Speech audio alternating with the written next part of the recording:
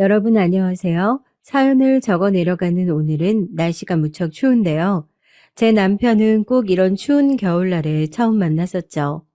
손이 따스한 사람이었고 그 손만큼 마음도 따스한 사람이라서 저는 금세 반하게 되었답니다. 의지를 많이 했어요. 그래서 평생을 함께하고 싶다는 생각이 들었고 자연스레 결혼이라는 과정으로 옮겨갔었죠. 자, 여기서부터 어처구니 없음의 향연이 시작됩니다. 잘 사귀고 결혼 과정으로 잘 갔다고 하더니 갑자기 웬 반전이냐고요? 네, 저도 당시에 그랬어요. 뭐? 오빠, 그게 무슨 소리야? 아니, 조카를 앞으로 우리가 키우면 안 되겠냐니. 나 지금 멀쩡히 두 귀로 듣고도 무슨 소리인지 정확하게 인지가 안 되는데. 아, 말 그대로 조카잖아. 오빠 누나의 동생. 그 애를 우리가 왜? 자기 엄마하고 잘 살고 있는 애가 아니야? 난 여태까지 그렇게 알고 있었는데. 너한테 그치만 차마 말을 못했는데 내 조카 서영이 말이야. 자기 엄마하고 안 살아. 우리 누나가 새로 사귀게 된 남자친구하고 동거를 한 지 꽤 됐거든. 그러면서 아이를 두고 갔어.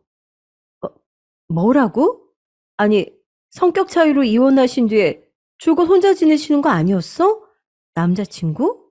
동거? 아니, 여기까진 그렇다 쳐. 아니, 충분히 그럴 수 있지. 이혼하고 새로 남자친구 생겼으면 아이는 친정에 맡겨둘 수 있지. 절대 이상한 일이라고 생각 안 해. 근데 이제 와서 갑자기 왜 조카를 우리가 키우면 안 되겠냐는 이야기가 나오는 거야? 난데없이? 그게 내가 너하고 결혼하겠다고 하니까 누나가 펄쩍 뛰면서 사실은 자기도 결혼 생각을 하고 있었다고 하더라고.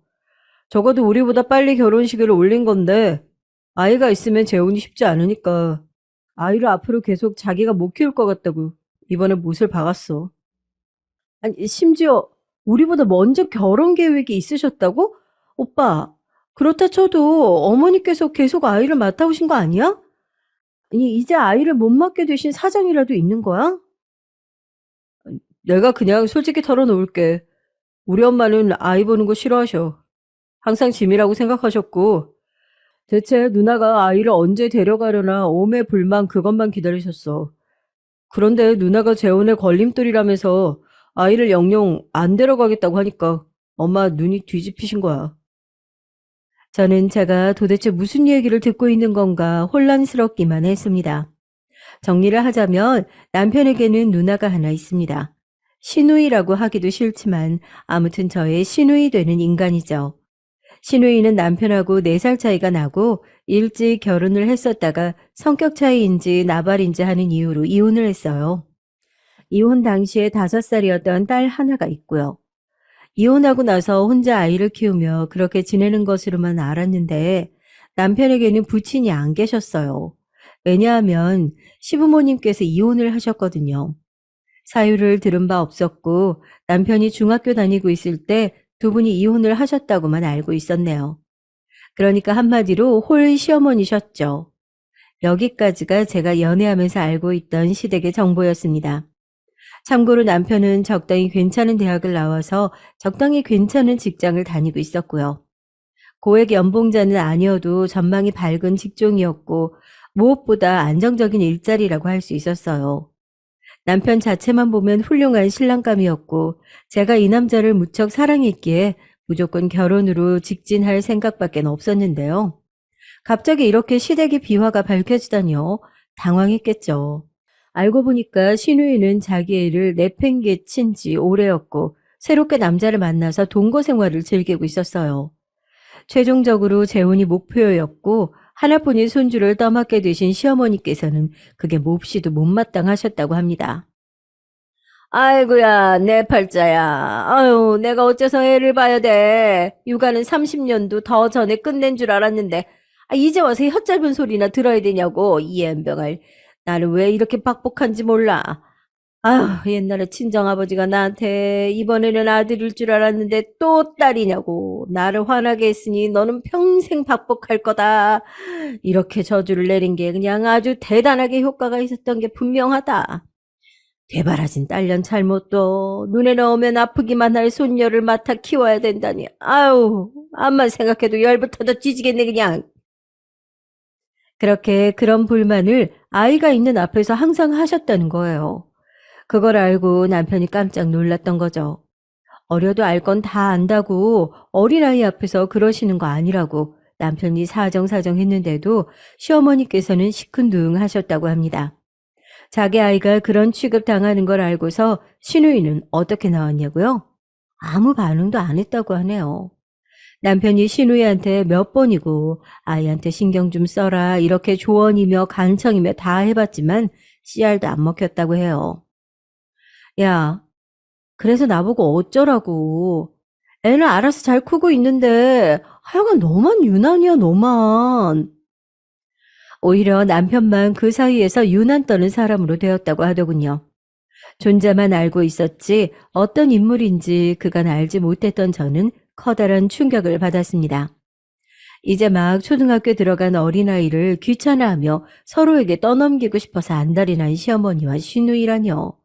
와, 진짜 농담 하나도 안 하고 이야기를 듣는 동안 모골이 송연해졌습니다. 남편에게는 미안하지만 머릿속으로 큰일 났구나라는 생각밖에 안 들었어요. 제가 괜히 남편의 따스함에 푹 빠졌다고 하는 게 아니었거든요. 남편은 잔정이 많고 대체로 온순한 편이고 사고방식이 언제나 좋은 게 좋은 거다라는 식이었습니다. 신랑감이라고 생각했을 때는 이런 점이 무척 좋았지만 현실적으로 집안의 이런 복잡한 문제에 절대 발을 못 뺄 성정이기도 했기 때문에 벌써부터 저는 골치가 아팠었던 거예요.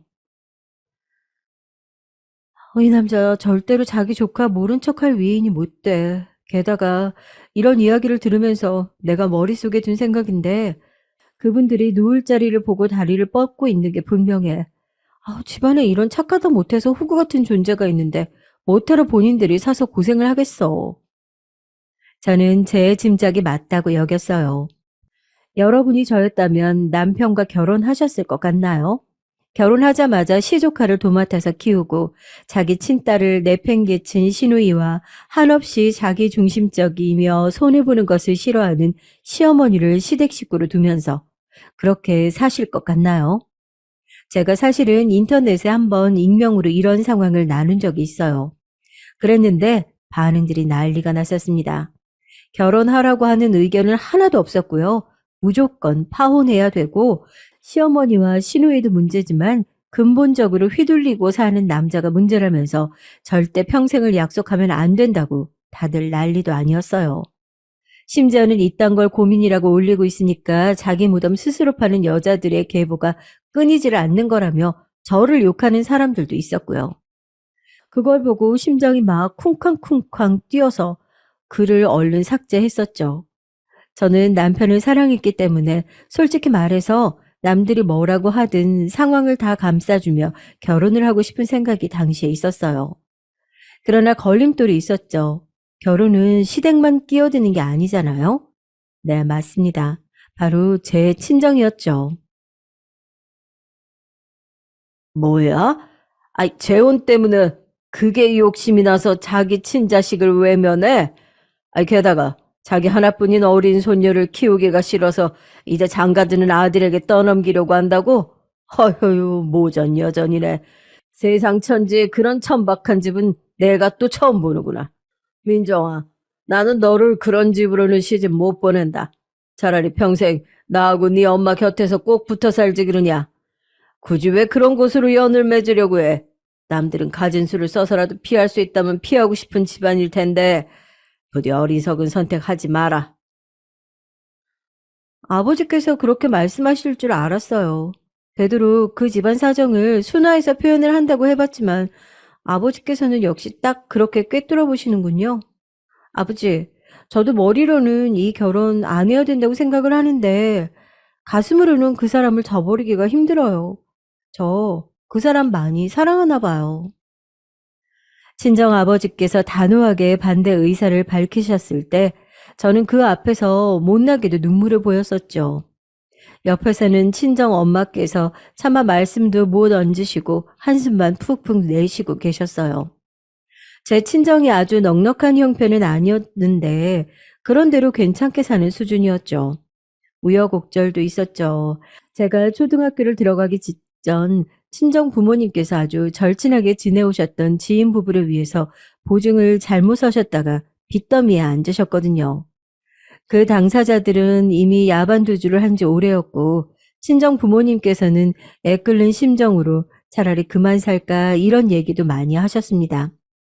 어린 나이에도 저는 그런 분위기를 다 읽었고 언제든지 친정 부모님께 이 세상을 떠날 수도 있다고 생각했었기에 효녀처럼 굴려고 엄청나게 노력했었어요.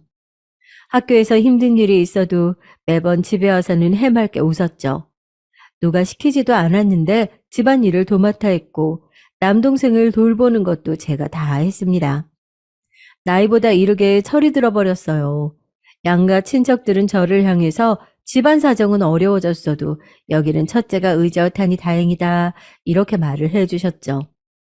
저는 제가 그런 칭찬을 들으면 들을수록 친정 부모님께서 그만 살고 싶다고 하시는 마음을 접게 될 거라고 여겼어요. 그래서 무엇이든 열심히 했습니다. 착하고 의젓하고 똑똑하고 슬기롭다는 그런 칭찬을 받고 싶어서 환장한 애였어요. 자라면서 제가 그래도 보람을 계속 느꼈던 것은 친정엄마께서 마음씨가 따뜻한 분이셨기 때문입니다. 한때나마 토끼 같은 자식들을 두고 그만 살고 싶어 하셨던 것을 후회하신 것인지 저희 남매를 애달프게 보실 때가 많았고요. 시간이 흐를수록 더욱 굳건해져만 가셨던 분이셨죠. 그런 친정 엄마를 보며 저도 열심히 따라갔죠. 내가 더 노력하면 돼. 부모님 속을 썩이지 않는 딸이 되면 우리 가족에게 도움이 되는 길일 거야. 뭐든 꾀부리지 말고 열심히 하자. 징징거리면 안 돼? 친정 부모님께서는 첫째인 제가 남동생보다 더 마음고생하며 사는 것 같다고 미안해 하셨지만 저는 그렇게 여기지 않았어요. 제가 마땅히 해야 할 일이라고 생각하면서 집안일은 언제나 도맡아 했었죠. 돈을 버시느라 바쁘고 힘드신 친정 부모님보다 제가 더 피곤하다는 건 말이 안 되었으니까요. 부끄럽게도 저는 공부와 큰 인연이 없었습니다. 대신 남동생이 공부 머리가 괜찮은 편이었어요. 그걸 제가 중학교 3학년을 지나던 때에 알아차렸고 그때 마침 저희 친정집이 서서히 가세라는 것이 좋아지고 있을 무렵이었죠. 친정 부모님께 진지하게 말씀드려서 저는 학원 한 개를 안 다녔으나 남동생만은 학업적으로 부족함이 없이 모든 지원을 받을 수 있도록 했습니다. 친정 부모님도 남동생도 저에게 미안함을 가지고 있었지만 그럴 필요가 없었던 것 같아요. 결과적으로 그게 맞는 선택이었거든요. 자랑스럽게도 제 남동생은 명문대로 꼽히는 곳에 들어갔습니다. 일이 풀리려면 어떻게든 다 풀리게 되어 있었던 것인지 저는 직장운이 좋은 편이었죠. 친정 부모님께서는 옛날 한때는 정말 눈앞이 깜깜해서 앞으로 어찌 사나 싶었건만 열심히 버티고 살다 보니까 이런 날도 왔다면서 무척이나 기뻐하셨습니다. 너무 스트레스를 크게 받고 사셨던 것, 그리고 무리해서 돈을 버시려다 보니 건강관리에 미흡하셨던 것, 이런 것 때문에 친정 아버지께서는 병원 신세를 몇 번 지셨어요. 남동생이 탄탄한 중견기업에 들어간 뒤였기 때문에 병원비 쪽으로 걱정은 안 되었지만 이러다가 갑자기 건강이 확 나빠질까봐 그게 걱정이 되더군요. 아무리 나이가 들었어도 사회인이어도 부모님이 떠나실까봐 두렵다는 것은 쉽사리 사라지지가 않더라고요. 그래서 제가 개인적으로 너무 힘든 일이 생겼을 때 친정집에는 말을 하지 못했어요. 강박적으로 효녀가 되어야 한다는 그 사명감이 아직도 저를 사로잡고 있는 모양이었습니다. 그 힘든 시기에 만났던 사람이 남편이었으니 제가 어떻게 남편의 손을 쉽게 놓을 수 있었겠나요? 분명 연애할 때까지만 해도 친정 부모님께서는 결혼 찬성이라고 그러셨던 분들이었기 때문에 더욱더 친정 부모님의 태도 변화가 그 냉정한 반대가 미치게 속상했습니다. 이런 저를 향해서 남동생은 쓴소리를 날렸었죠. 누나가 지금 잘못 생각하고 있는 거야. 진짜로 속상한 사람은 누나가 아니라 우리 부모님이야. 밖에 나가서 길 가는 사람 아무나 붙잡고 물어봐라. 이런 상황에서 자식 결혼을 반대 안 할 사람이 있는가 없는가. 열이면 열, 전부 다 반대할 거야. 반대할 상황이라는 걸 누나가 몰라서 이러는 줄 알아? 나도 알아. 아니까 더 속상한 거잖아. 이러지도 못하겠고 저러지도 못하겠고. 그러니까 너까지 나를 더 머리 아프게 만들지 마. 누난 나한테 그냥 누나일 뿐만 아니라 어렸을 때는 마치 엄마 같은 존재였어. 누나가 나 삼시세끼 밥도 다 차려줬었잖아. 내가 이 다음에 커서 누나한테 은혜 다 갚아줘야겠다는 생각으로 공부 더 열심히 했던 사람인데, 이런 내가 누나가 불행한 결혼을 하겠다는 걸 그저 두고만 봐야겠어? 지금 감정이 앞서서 사리 분별이 안 되는 모양인데, 이 결혼을 하겠다는 건 진짜 바보 같은 짓이야. 남동생이 그렇게까지 말을 하니까 결혼에 대한 자신이 없어지더라고요. 친정 식구들의 반대를 뒤로하고 결혼해봤자 행복할 수 있을까 싶었고요. 특히 친정 엄마께서 이렇게 말씀하셨을 때 제가 숙연해지고 말았습니다. 상황이 어떻든 조건이 어떻든 나는 웬만하면 우리 민정이의 뜻을 존중해주고 싶다. 우리 딸이 얼마나 현명한지 내가 너무 잘 아니까. 그런데 결혼하자마자 시조카를 맡아서 키우게 될지도 모른다고 하니까 그건 너무 힘들어 보여서 선뜻 이 결혼하라고 응원해주기가 망설여지네. 사랑하는 엄마의 눈에서 눈물이 나게 할 수는 없었어요. 저는 그런 불효녀가 될 수 없어서 대신 사랑하는 남자의 눈에서 눈물이 나는 걸 볼 수밖에 없었습니다. 결국은 파혼을 했어요. 결혼 약속 다 해놓고 이런저런 결혼 생활의 계획까지 다 짜놓고 그래놓고 헤어졌습니다. 식장 들어가기 전까지는 모르는 것이라던 어른들의 말씀, 그거 정말 맞더라고요. 남편은 저를 향해 미안하다고 거듭 사과를 했어요. 진작 집안 이야기를 자세히 밝히지 못했던 것은 자기가 비겁했기 때문이라고 하더군요. 아니야. 난 오빠 잘못이라고 생각하지 않아. 그냥 상황이 어려운 것 뿐이야. 남편을 위로해줬던 제 말은 진심이었습니다. 대관절 착한 남편이 뭐가 잘못일까 싶었네요. 헤어지고 나서 저는 더 좋은 직장으로 이직을 하면서 이사까지 했었죠. 더 잘 살게 될 줄 알았었는데 몇 개월 뒤 직장 내부 사정이 어려워졌어요. 설상가상 저는 억울한 일에 휘말려서 스트레스를 엄청 받게 되었고요. 결국 반강제로 이루어진 퇴사를 했고 설상가상으로 친정 아버지께서 한 차례 편찮은 시기까지 해서 심적으로 너무 힘들게 지날 때 남편과 재회를 했습니다. 추운 겨울날 버스 정류장에서 마주쳤어요. 하필 저는 그날따라 추레했는데 남편은 아주 차림새가 번듯하고도 근사했죠. 너무 창피해서 도망치고 말았답니다. 그날 밤에 남편에게서 연락이 왔을 때 고민하다가 못 이긴 척 연락을 받았어요. 남편은 정말로 그간 잘 지냈더라고요. 그 사이 승진을 한 것이었죠. 남편은 잘난 척을 하려고 저에게 근황을 알려준 게 아니었어요. 저와 다시 잘해보고 싶은 마음에 그런 사실을 알려준 것이었습니다. 게다가 승진보다 놀라운 소식이 있었어요. 우리 누나 있잖아. 사귀던 남자하고 헤어졌어. 뭐? 그 남자하고 재혼하신다던 거 아니었어? 그런데 헤어진 거야? 완전히? 응, 완전히 끝났고 벌써 반년 가까이 되어가는 일이야. 그래서 누나가 조카를 직접 키우면서 지내. 신우이의 재혼이 완전히 없던 일이 됐고 시댁에서 시어머니와 함께 시조카를 키우고 있는 모양이었습니다. 일이 이렇게 풀리다니 너무나도 잘된 일이었죠. 그래서 여전히 저밖에 없다고 하는 남편에게 흔들렸고 이번에는 친정 식구들도 반대를 하지 않았습니다.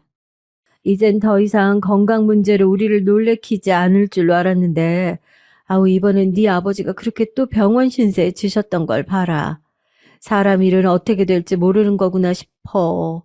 크게 욕심 부리지 말고 네가 결혼해서 얼른 잘 사는 모습이나 보는 게 인생의 소소한 행복이 아닐까 싶다. 친정엄마는 눈물을 글썽이며 말씀하셨어요. 친정아버지께서 또 한 차례 편찮으셨던 일로 마음이 너무 쓰이신 모양이었죠.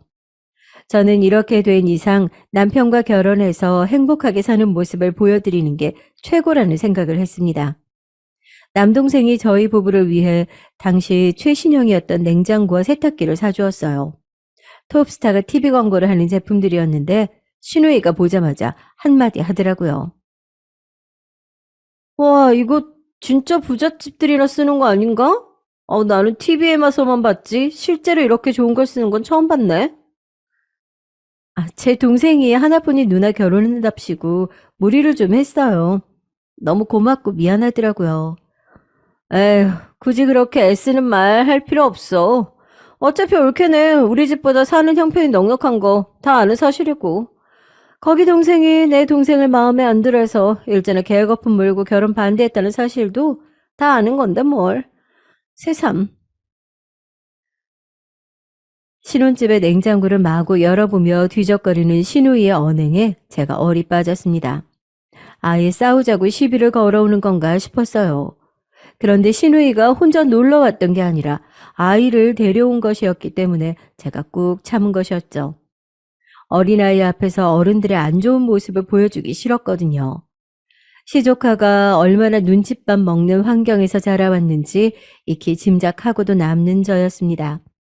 그래서 신우이의 무리 앞에서도 평정을 잃지 않은 뒤 시조카에게 상냥한 웃음으로 잘 대해줬어요. 경계심 가득한 시조카의 눈빛이 점차 순해지는 게 보였습니다. 기쁘기도 했고 슬프기도 했네요. 그런데 저의 이런 당연한 배려가 황당한 결과를 낳을지 몰랐어요. 얼마 후 신우이가 저희 부부한테 자기 아이를 키우고 살려면서 난리를 치기 시작했던 겁니다. 우리 애도 그렇게 번듯한 집에서 연예인들이 광고하는 가전제품들도 좀 써가면서 그렇게 살고 하고 싶으니까 그렇지. 난 앞으로 사회생활도 열심히 해야 하고 재혼도 해야 해서 무척이나 바쁜 몸이야. 착하고 너그러운 우리 동생 부부가 열심히 아이 키워줄 거 믿을게. 정말 미친 거 아니냐는 소리만 제 입에서 나왔습니다. 신우이의 막무가내식 태도에 남편이 머리를 짚었죠. 신우이가 그렇게 나오는데 그럼 시어머니께서는 대체 뭘 하고 계셨는지 궁금하시죠? 신우이보다 오히려 한술, 아니 두 술을 더 뜨셨습니다. 내가 뭐 평생 얼마나 개고생만 하고 살았는데, 아직도 저렇게나 철이 없는 딸년도 모자라서 귀찮아 죽겠는데 어린 손녀까지 왜 내가 떠안고 살아야 되냐? 이건 너무 말이 안 되고 불공평하지. 어머마, 너도 내 말이 맞다고 생각하지? 그치? 제가 머리에 총을 맞지 않은 이상 그 말이 맞다고 생각할 리가 없었죠. 어쨌거나 신우이와 시조카는 당신의 딸이자 손녀인데 무슨 생판 남을 맡은 것도 아니건만 왜 그러는지 알 길이 없었습니다. 시어머니께서 열심히 돈을 버셔서 두 사람은 먹여 살리고 계셨다면 또 모를까.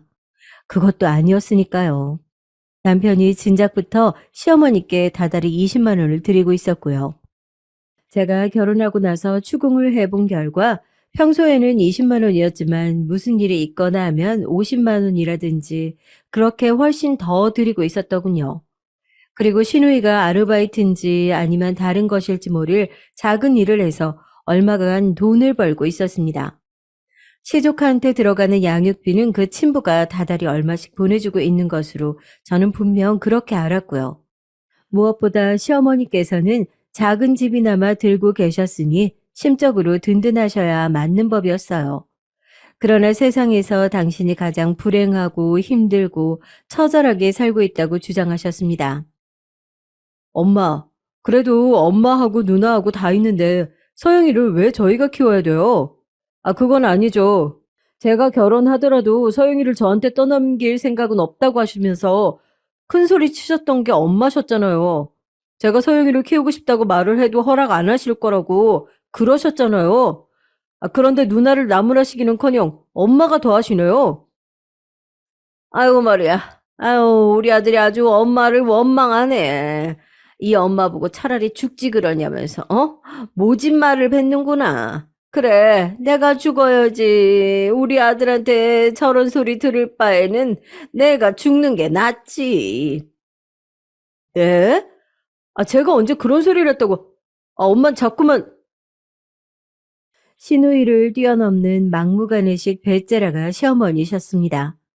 남편이 언성을 높인 것도 아니었고 옆에서 보기에는 착해도 너무 착하게 따지고 있었을 뿐인데 그걸 두고 시어머니께서는 천하의 불효자라도 마주하신 양 구셨어요. 제가 기가 막혀서 뭐 이런 분이 있나라는 생각에 어리둥절했네요. 친정아버지의 표현대로 정말 모전여전인 듯 했습니다. 제가 조심스럽지만 강단 있게 절대로 시조카를 맡아 키울 일은 없으니까 그렇게 아시라고 했어요. 머뭇거리는 남편을 잡아 끌고 시댁을 나왔었죠. 순둥이 남편은 자기가 시어머니의 기분을 너무 상하게 한 것은 아닌지 그거를 또 걱정하더군요. 아휴, 그런 엄마한테서 이런 순한 아들이 나왔다는 게 믿어지지가 않았네요. 개판 5분 전인 시어머니와 시누이 합작 공격을 받고 나니까 대체 시아버지는 어떤 분이셨을지 궁금해졌습니다. 남편께서는 별로 특별하게 들을 게 없었던 거죠. 남편에게서는 별로 특별하게 들은 게 없었거든요. 그런데 제가 얼마 후에 시누이를 통해서 시아버지 이야기를 듣게 됐습니다. 왜 시누이를 만났는가 하면은 시어머니께서 애 키우기 싫으면 성의 표시라도 해라 이러면서 저희 부부에게 과한 용돈을 요구하셨기 때문이에요. 다달이 100만 원씩 달라고 하셨습니다. 남편은 한숨을 쉬었고 저는 상대할 가치도 없다고 여겼어요. 무시했더니 시누이가 저를 따로 찾아온 거예요. 돈 좀 보태주고 사는 게 그렇게 어려울 일이냐면서 저를 냉혈한으로 몰아가더라고요. 그래서 제가 친정도 그다지 넉넉하지 못하고 친정 아버지 건강이 안 좋으시단 얘기까지 다 해버렸죠. 굳이 그 앞에서 남동생이 돈 잘 번다는 얘기는 당연히 하지 않았고요. 저는 그렇게 아이를 유복하게 키우고 싶으면 친부한테 돈을 더 달라 그러면 될 일 아니냐고 지극히 정당한 지적을 날렸습니다. 그랬더니 시누이가 피식 웃더라고요. 우리 아버지 같은 인간만 피해야지 이 생각만 하면서 자랐었는데 내가 꼭 이런 인간을 만나서 애를 낳았으니. 저희 부부가 간단하게 올린 결혼식에도 참석하지 않으신 시아버지셨습니다. 다만 결혼 소식을 전해드리려고 남편과 저 단 둘이서만 시아버지를 다른 지역까지 가서 뵀어요. 시아버지께서는 혼자 나오셨고 셋이서 조촐하게 식사를 마친 게 전부였습니다. 특별한 인상을 받지는 못했어요. 그런데 시아버지께서 옛날에 바람을 그렇게 피워대셨다는 겁니다. 걸핏하면 여자 문제를 일으켜서 시어머니께서는 화병에 걸리신 게 문제였던 것인지 결국 크게 병이 나셨다고 합니다. 정말 죽다 살아나셨다고 해요. 간신히 회복하신 이후로 시어머니께서는 크게 변하셨고 한 번 사는 인생 나를 위해 살겠다는 말을 입에 달고 다니시더니 어느 날 작정을 하시고서는 시아버지께 선언을 하셨다고 해요. 속 시원하게 이혼해 줄 테니까 나한테 재산 떼줘요. 자식 새끼들 내가 내외 불러서 낳았고 내가 애써서 키웠으니까 나는 재산을 받을 권리가 있고도 남지. 안 그래요? 당신 양심이라는 게 있거든. 나한테 재산 주고 가야지. 뭐? 재산? 이날 이때까지 결혼하고 나서 본인 손으로 10원 한 장 안 벌어본 옆엔 내가 뭔 재산을 우는애? 인생 너무 쉽게 살려고 하는 거 아니야? 시아버지께서는 맞서셨고 그렇게 부부싸움이 한참 이어졌다죠. 그때가 남편이 한창 사춘기 중학생이었는데 말이에요. 부모라는 사람들이 자식들을 배려할 줄 몰랐던 듯 싶습니다. 그러다가 결국 두 분이 이혼을 하셨어요. 시부모님의 이혼 사실을 진작 알았던 것이기에 당연히 이 대목에서 놀라진 않았지만 다음 대목에서 제가 눈이 뒤집어질 만큼 놀라고 말았습니다. 습관적으로 바람을 피우셨던 시아버지 대신 당연한 수순으로 시어머니께서 자식들을 키우시는 것으로 정리가 되었죠. 그러고 나서 정말 황당하게도 시어머니께서는 남편을 버리셨던 겁니다. 세상에 중학교 3학년짜리를 정식으로 살 집으로 이사 가기 전에 잠깐만 살자면서 웬 작은 원룸을 구해다가 며칠 지낸 지 얼마 안 되었을 때 시어머니께서 야반도주를 하셨던 거예요. 남편은 영문도 모른 채 혼자 남겨졌고 그때 시누이는 20살 성인이었는데 대학을 안 다녔기 때문에 자유롭게 방황이나 하면서 가족들과 연락도 안 하고 혼자서 이 남자 저 남자 만나고 살았다네요.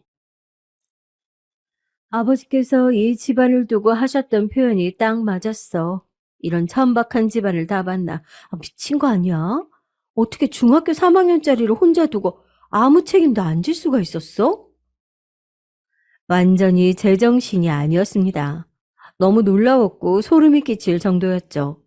그런 이야기를 태연하게 마치 고전 전래동화 이야기를 하듯이 늘어놓은 신우이의 태도 역시도 어처구니가 없었고요. 남편은 혼자서 아등바등 버티고 살아왔던 것입니다. 시어머니께서는 혼자서 유유자적하게 잘 지내셨고요. 그런데 꼬리가 길면 밟힌다고 시아버지께서 어느 날 작정을 하시고 자식들의 안부를 궁금해하셨던 거예요. 시어머니께서 그걸 아실 리가 없었죠. 그래서 들통났고 시아버지께서는 분노하셨습니다. 내 핏줄 위해서 돈을 보내줬던 건데 여태까지 나를 속였어? 내가 정 하나 남지 않은 당신 좋으라고 당신 쓰라고 돈 보내줬던 건지 알아? 가만 안 둬 죽여버리겠어. 그러자 시어머니께서는 혼비백산해서 사방팔방으로 자식들을 찾기 시작하셨죠. 그렇게 시누이와 남편을 찾으셔서 한 집에 모이게 됐던 겁니다. 방 2개짜리 작은 집은 참고로 시아버지의 명의였더군요. 저는 그 이야기를 듣기 전까지는 당연히 시어머니의 집인 줄 알았건만 그게 아니었던 겁니다. 어찌어찌 가족이 모였는데 그러자마자 시누이는 대뜸 결혼시켜달라고 그랬다네요. 결혼하겠다고 난리를 쳐서 그때 시아버지께서 돈을 좀 보태주셨다고 해요. 그걸로 시누이가 결혼을 한 것이었던 거예요. 당시에는 남편이 사회 초년생이었는데 이런 동생의 돈을 시누이가 뜯어갔어요. 차라리 벼룩의 간을 빼먹지. 근데 그 모습을 보면서 시어머니께서는 아, 내가 앞으로 내 아들한테 빨대 꽂고 살면 되겠구나 하는 깨달음을 얻으셨던 겁니다. 아주 미쳐 돌아가는 집안이었어요. 시댁의 비열을 알게 된 저는 남편에게 따지듯이 물었습니다. 어째서 이토록 정신이 나간 모친과 누나를 저버리지 않았느냐고요. 보살인 것도 정도가 있잖아요. 왜 자식된 도리, 동생으로서의 도리를 유지하고 지내는지 이해가 가지 않았습니다. 그랬더니 남편이 씁쓸한 얼굴로 이런 말을 하더라고요. 모르겠어, 나도. 바보 같고 등신 같다는 소리를 들어도 솔직히 할 말이 없다고 생각해. 하지만 핏줄이잖아. 엄만 날 세상에 태어나게 해주신 분이잖아. 나를 버리고 떠나셨을 때는 세상이 무너지는 줄 알았고 가슴속에 증오만 가득했어. 하지만 시간이 흘러서 다시 엄마와 함께하게 됐을 때 깨달은 점은 그건 증오였을 뿐만 아니라 애정이 동반된 애증이었다는 사실이야.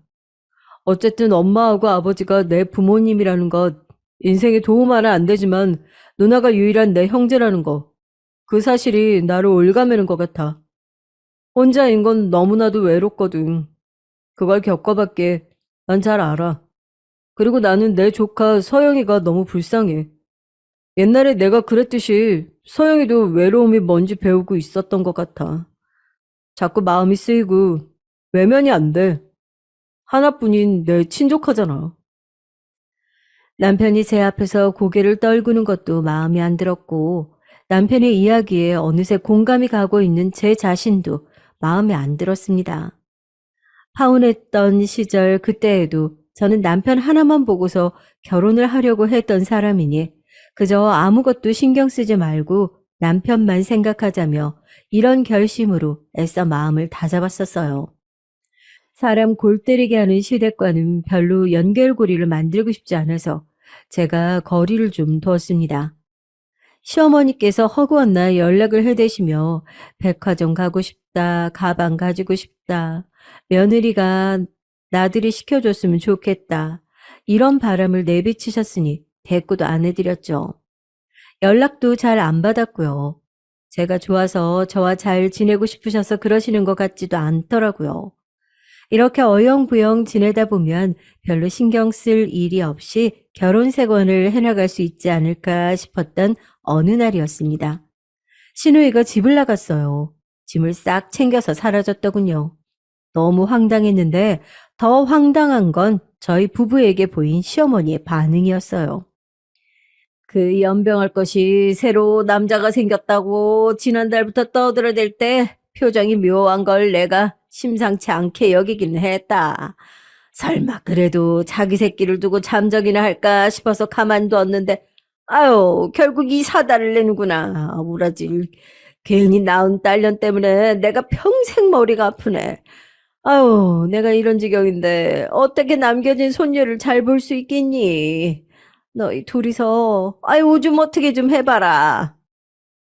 뭐라고요? 아유 어떻게 친손녀한테 그러실 수가 있어요. 아 여태까지 한 집에서 같이 살아온 어린 손녀한테 일말이 정도 없으신 건가요? 정으로 키우기에는 세상이 너무 냉정해. 아우 너희가 못 키우겠다고 하면 내가 키우게 하겠지만 아유 그럴 경우에 매달 적어도 100만 원 이상씩은 너희가 꼭 보내줘야지. 내가 차질 없이 애를 키울 수가 있지 않겠니? 애를 정으로 키우냐? 돈으로 키우지. 이런 말씀까지는 안 드리려고 했는데 어머님이 직접 돈 버시면 되잖아요. 뭐가 문제예요? 돈 없다 노래를 그렇게 부르시면서 왜 직접 돈은 안 버시는 거예요? 사지 멀쩡하신데? 이 천하의 싸가지 없는 것이 우리 효자 아들이 너랑 결혼하겠다고 강하게 나오지만 않았어도 내가 너를 진작에 반대했어 이거사.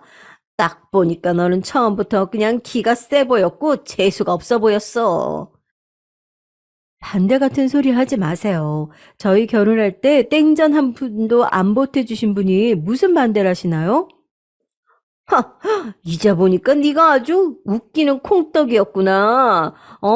내가 우리 아들 낳고 기른 사람이야. 내가 엄마야. 사랑으로 길러놨는데 당연히 반대할 권리가 있었지. 사랑이요? 중학생 아들을 버리고 혼자 살겠다고 도망가셨던 분이 웬 사랑이요? 그리고 어머니 말씀을 이상하게 하시네요. 조금 전까지만 해도 아이는 돈으로 기르는 거라고 하셨잖아요. 돈이 가장 중요한 거잖아요. 저희 결혼식 때 돈 안 보태주셨으니까 당연히 하실 말씀 아무것도 없어야 맞는 거죠. 아이고, 아이고야, 내 머리야. 아유, 내 뒷목. 아이고, 나 죽네. 나 죽어. 아들, 이러다 엄마 죽는다. 열받은 제가 다다다 쏘아대자 시어머니께서는 갑자기 뒷목을 잡고 쓰러지는 신용을 하셨습니다. 제 눈에는 가짜라는 게 보였는데 남편은 그래도 자기 엄마랍시고 시어머니를 챙기더라고요. 도저히 대화가 안 통하는 막무가내식 태도를 오랜만에 느끼자 제 머리야말로 너무나도 아프게 지끈거렸어요. 남편은 옆에서 시어머니를 부축하면서 제발 어린아이의 입장에서 생각해달라는 둥 감정에 호소하고 있었죠. 제가 보기에는 씨알도 안 먹힐 것 같았지만요. 그런 제 눈에 방문 뒤에 숨어서 이야기를 다 듣고 있던 시조카의 모습이 들어오고 말았습니다. 그 모습에 안쓰러움을 느꼈고 이런 개같은 상황 자체에 대한 분노가 끌어올랐던 것 같아요. 결국 저는 시조카를 데리고 와버렸습니다. 남편이 저의 결정에 깜짝 놀랐고 친정 식구들은 이야기를 듣고서는 기함을 했지만 제 걱정 때문에 아이를 키우는 것을 싫어하는 것이지 아이 자체만 놓고 본다면 시어머니보다 저희 부부가 맞는 것이 훨씬 낫다는 것을 다들 속으로는 알고 있는 듯 했어요. 친정 부모님, 남동생의 한숨을 덜어주기 위해서라도 제가 문제없이 시조카와 잘 지내는 게 답일 듯 했습니다. 남편은 저에게 이루 말할 수 없이 고맙다고 그랬어요. 아휴, 이런 고맙다는 말이 무슨 소용인가 싶기도 했지만 제가 선택한 남자고 제가 끌어안아야 할 일이라고 여겼네요. 시조카는 얌전하다 못해 고요한 아이였습니다. 자꾸 눈치를 보더라고요. 잘 대해주려고 제가 많이 노력했죠. 제 눈치를 보느라 밥도 조금 먹고 간식은 언감생심 욕심도 안 내고 걸을 때도 소리를 내지 않으려고 살금살금 걷는 시조카가 너무나도 가여웠습니다. 고작 초등학생인 아이가 집안에서 눈치 보는 게 아주 인이 박혀 있었어요. 시어머니와 시누이에 대한 경멸이 피어올랐죠. 저는 당연하게 시댁의 발길을 딱 끊었고 남편도 제 비위를 거스르지 않기 위해서 시어머니의 연락을 피하는 것으로 보였어요. 제가 남편을 이제는 잘 알았기 때문에 그 착하고 무른 성정으로 시어머니를 완전히 외면할 수 없어서 착잡해 한다는 것을 느끼고 있었죠. 대체 가족이란 뭘까? 부모는 뭐고 자식은 뭘까? 이런 생각을 제가 하면서 지냈습니다. 그럴수록 제 친정 부모님께 더욱 잘해드려야겠다는 생각으로 귀결이 되더라고요. 어쨌거나 진정한 제 편은 피를 나눈 가족이라는 생각 역시도 함께 들었죠. 남동생이 존재한다는 것만으로도 든든하긴 했으니까요. 이런 걸 모르고 자란 남편, 그리고 시조카가 안쓰럽게 여겨지기도 하던 어느 날이었어요. 예고 없이 비극이 닥쳐들었죠.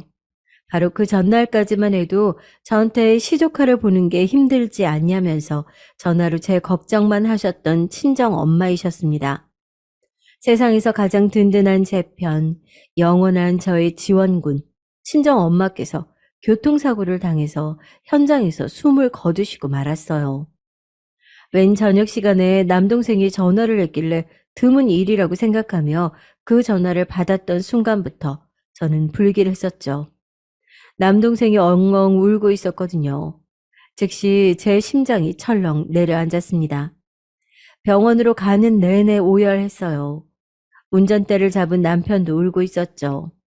싸늘하게 식은 60만 남겨두신 채 영원한 잠에 빠지신 친정엄마를 마주했을 때 저는 실신을 하고 말았습니다. 깨어나고 나서는 이게 꿈이 아니라 현실인 것을 저주했어요. 남편이 제 옆에 있어 주었기에 정말 간신히 몸을 일으켜서 장례식장을 지킬 수 있었던 것 같아요. 눈에 초점이 나간 남동생이 억지로 버티면서 조문객을 맞이했고요. 친정아버지께서는 극심한 충격으로 쓰러지신 뒤 병실에 입원을 하신 상태였습니다. 이러다가 친정아버지마저 잃을 것 같아서 두려움이 밀려들었죠. 남동생이 억지로 버티는 모습을 보면서 저도 힘을 냈고 눈도 붙이지 않은 채로 동분서주하며 장례식장을 지키고 집에 들러서 시조카를 챙기고 세면도구 같은 걸 바리바리 가져다 준 남편을 보며 감동했습니다. 어찌되었든 이 남자와 결혼을 하길 잘했다고, 친정엄마께서도 하늘에서 그렇게 여기고 계실 거라고 그런 생각을 하던 바로 그때였습니다. 아유, 사람 팔자 정말 모를 일이다. 편차르시던 바깥 사돈보다 어떻게 안 사돈이 먼저 떠나신다니. 아유, 이래서 가는 데는 순서가 없다고 그러나 봐. 시어머니께서 오신 겁니다. 와주신 것 자체는 너무 감사했지만 시어머니께서 저에게 다가와 입을 여시자마자 제 머리는 너무 아프기 시작하더군요. 워낙 범상치 않으신 분인 걸로 알고 있었으니까요. 그리고 저는 시어머니를 상대할 여력이 조금도 없었어요. 고통스러운 슬픔 속에서 저 자신 하나를 간신히 붙잡고 있는 형국인데 시어머니께서 무슨 헛소리를 하시든 제가 이겨낼 수 있는 때가 아니었기에 제발 그냥 조용히 가주십사 싶었죠. 걸음해 주셔서 감사해요. 저희 엄마도 그렇게 생각하실 거예요. 당연히 그렇겠지.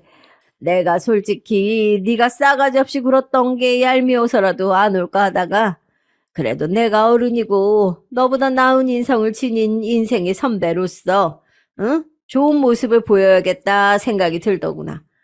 아, 물론 안 싸돈을 애도하기 위해서라는 이유가 가장 크지. 아, 네, 알겠습니다. 대충 알겠다고 하면 다니? 쌀쌀 맞기는. 저기, 근데 있잖아. 안 싸돈이 보험은 어떻게 좀 빵빵하게 들어놓으셨을까나? 그건 어머님이 왜 궁금해하세요? 아유, 요새 날씨가 부쩍 추워졌잖아. 아유, 이놈의 집은 외풍이 드는 게 문제다. 올겨울은 또 어떻게 날지. 아유, 지금 집처럼 아담해도 좋으니까 그 내년에는 제발 좀 멀쩡한 아파트에서 살아보는 게 소원이다. 혹시 그 안사돈 돌아가셔서 보험금 나오는 것들 있으면 그 나 아파트 좀 사게 도와줄 수 없냐? 시어머니께서 미친 소리를 잘하시는 것은 진작 알고 있었지만 이렇게까지 제 머리를 띵하게 만드는 엄청난 발언은 처음이었습니다. 가뜩이나 힘이 쭉 빠져있던 저라서 진짜 이제는 기절할 것 같다는 생각이 들고 있었는데 그 순간 놀라운 일이 벌어졌습니다.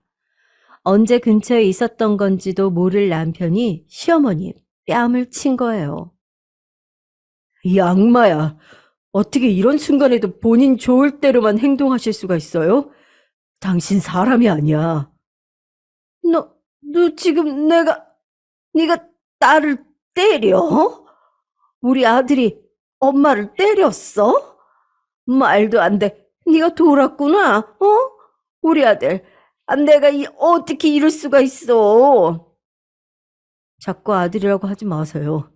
당신 아들인 게 그 어느 때보다 수치스러워서 죽고 싶을 지경이니까 참는데도 한계가 있습니다. 넘지 말아야 할 선이라는 것도 있어요.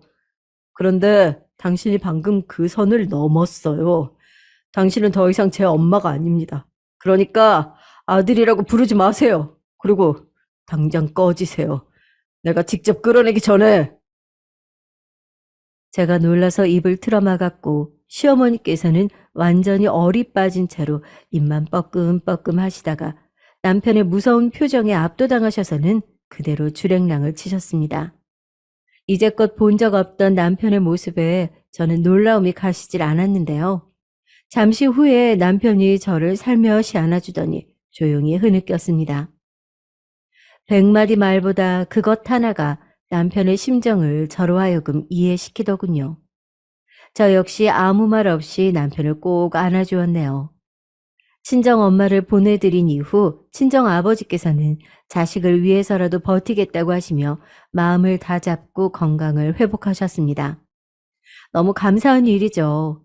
시어머니께서는 남편이 그때 잠시 눈이 돌아서 그런 걸로 생각을 하셨는지 태연하게 연락을 해오셨지만 어림도 없었죠. 싸늘하게 무시했습니다. 그 다음으로 놀랄 일이 벌어졌는데요. 시조카의 친부가 찾아온 거예요.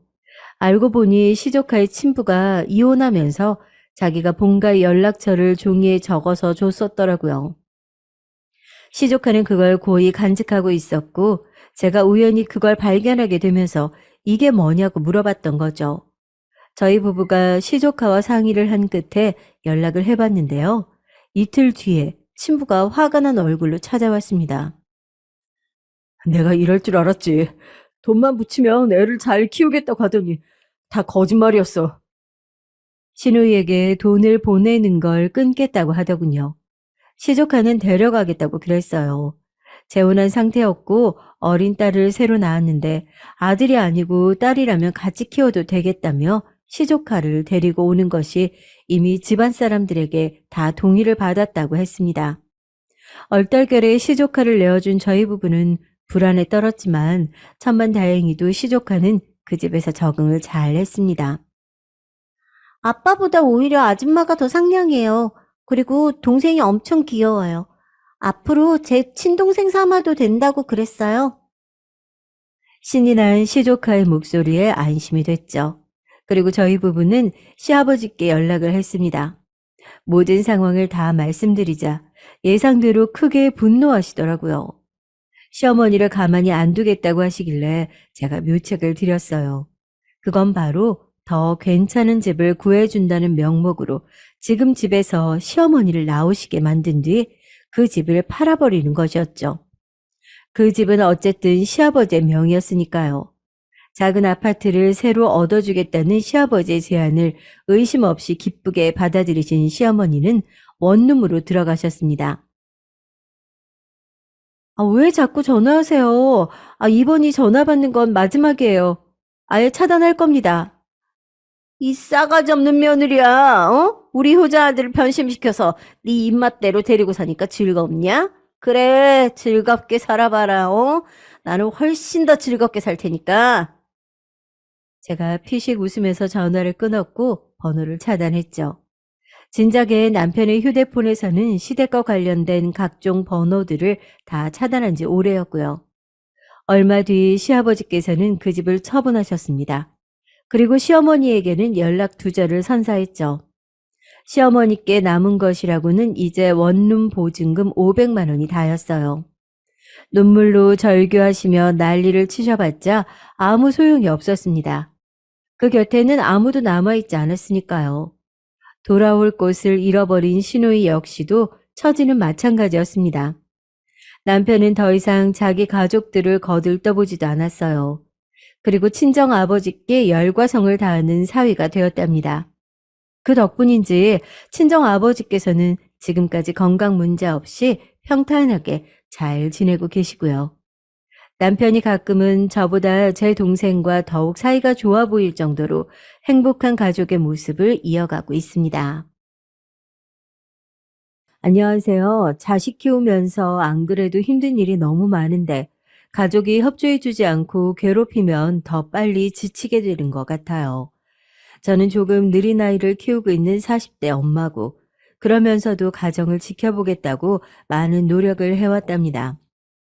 근데 요즘은 모든 게 다 부질없게 느껴져서 그런지 다 짜증스럽고 헛되게 느껴지네요. 저의 감정을 여기에 대강 정리해 보려고 해요. 제가 결혼을 한 것은 생각보다 참 무탈하게 했던 것 같아요. 같은 회사에서 만난 사람과 2년 정도 연애를 하다가 결혼을 했고, 남들은 반대니 뭐니 있었다고 하던데, 그런 것도 없이 쭉 가게 됐답니다. 그때에도 뭔가 이상하다는 생각은 하지 않았어요. 단지 하나밖에 없는 시어머니가 본인 아들을 독립시키기 힘들어한다는 것, 그 정도만 느꼈었죠. 그것도 저랑 결혼한 제 남편에 대한 얘기가 아니라 그 바로 위의 형인 시숙 말이에요. 장남이니 그럴 수 있겠다 싶겠지만 어쩜 저렇게 아들을 끼고 키우는지 이해가 안 되더라고요. 우리 민기는 정말 너무너무 착한 애야. 민기만한 애도 없지. 연기도 너무 착하고 우리 집 아들들은 전부 보배다. 처음엔 뭐 아들들을 무척 아끼시는구나 하고 생각했습니다. 그런데 어쩌다가 가끔 시댁에서 식사를 하거나 뭔가를 할 때면 어머니는 좀 기이할 정도로 큰아들에게 집착하시는 모습이 보이더라고요. 식사를 마치고 물도 직접 갖다 주시지 그 나이 먹은 아들이 엄마랑 같이 살면서 다 먹고 치운 그릇을 설거지해 드릴 생각도 안 하는 거예요. 그렇다면 사회성은 어떠냐 하면 또 숫기가 없거나 그런 편도 아니고요. 말도 아주 유창하게 잘하고 외모도 꽤나 번지르르한 편이었죠. 그런데 왜 장가를 안 갔는지 우리 부부를 부러워하는지 모르겠더라고요. 가끔 아무렇지 않게 이런 말을 하더라고요. 재수 씨, 주변에 좋은 사람 없나요? 아, 나도 연기 보니까 슬슬 장가 가고 싶고 그런데. 하여간 주변에 좋은 사람 없다니까요. 여자도 같은 여자가 봐야 좋은 여자인지 아니까 나중에 나 좀 소개시켜 주세요. 제 얼굴 볼 때마다 툭 하면 누굴 소개시켜 달란 말을 하기에 처음엔 그런갑다 했었죠. 근데 이게 잦아지니까 저도 진짜 누구를 알아봐야 하나 했습니다. 마침 제 주변에 시집 안 간 친구가 몇몇 있긴 했어요.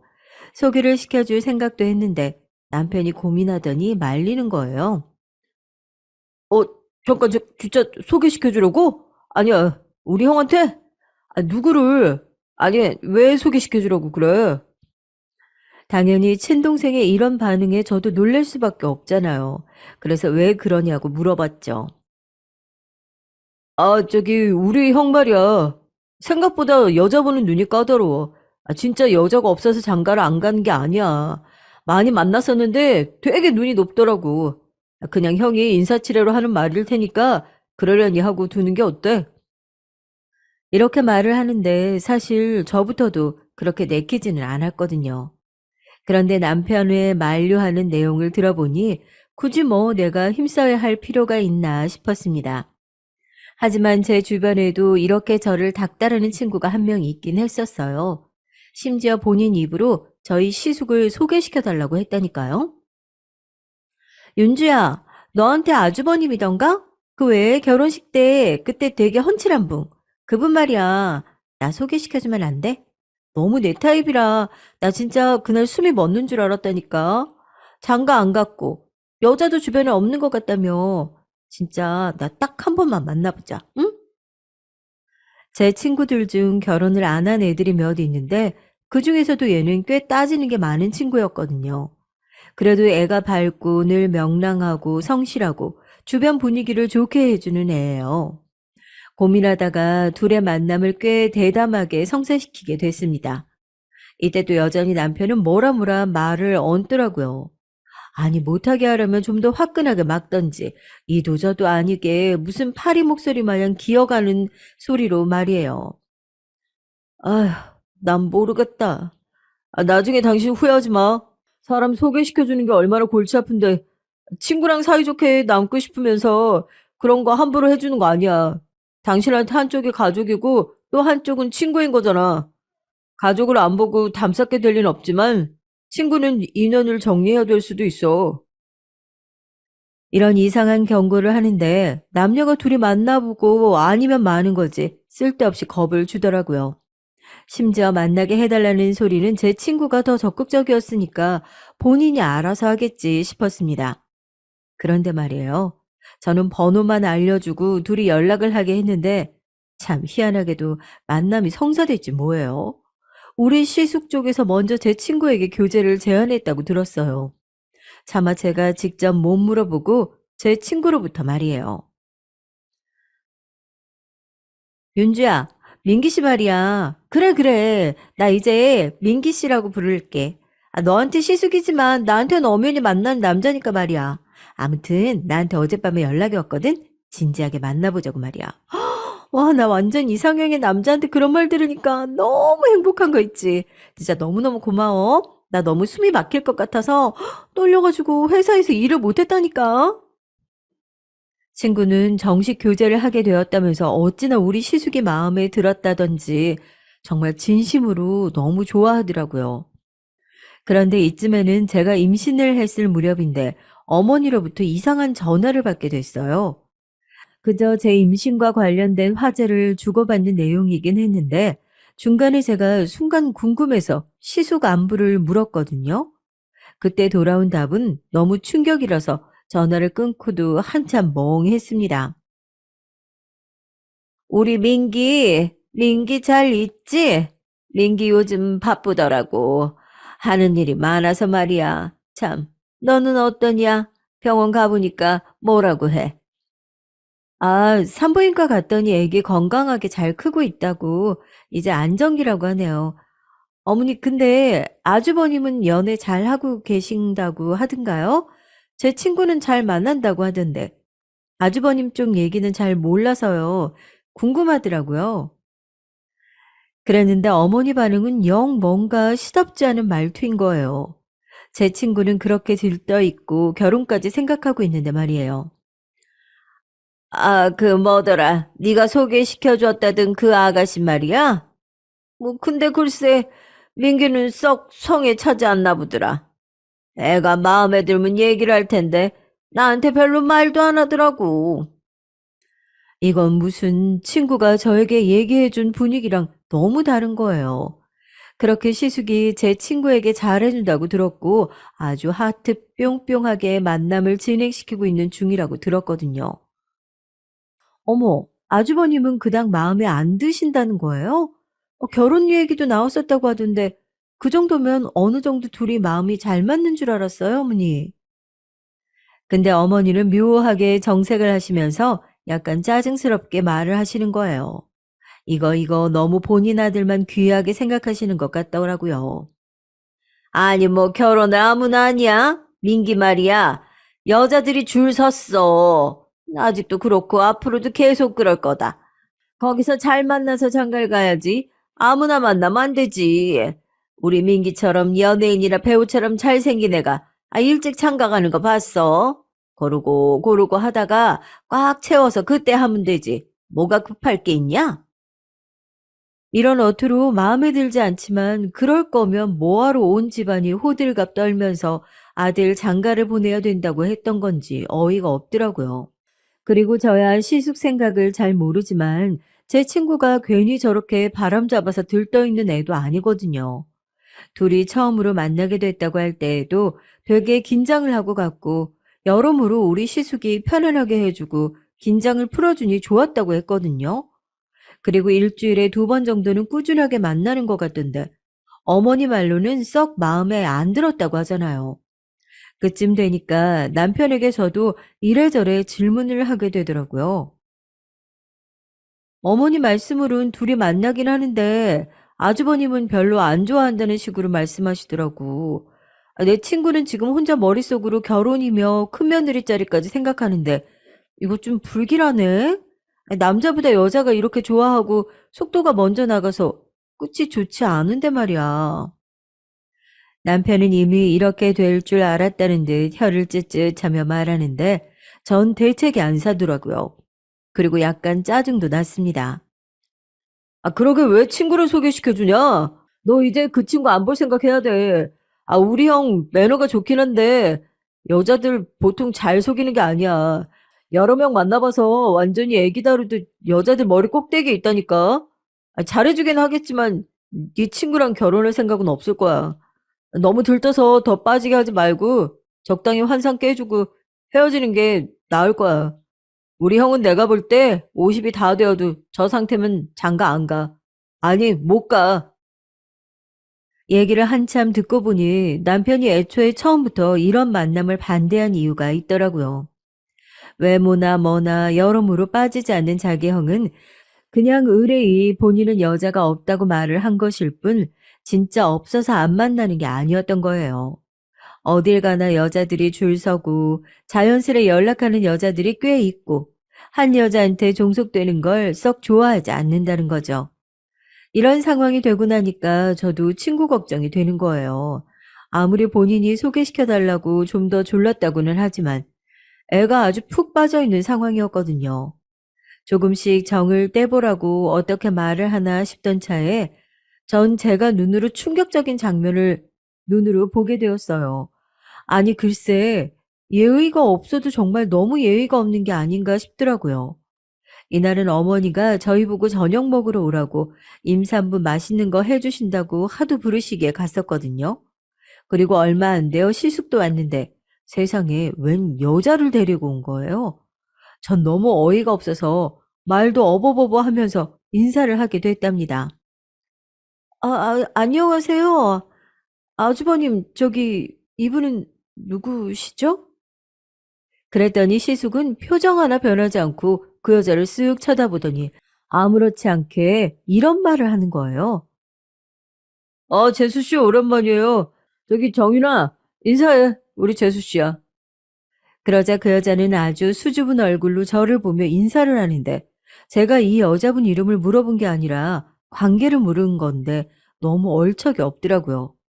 잽싸게 어머니께 가서 시숙이 데려온 여자분이 누군지 물었더니 어머니는 국자로 간을 보시면서 아주 별일 아니라는 듯 말하시는 거예요.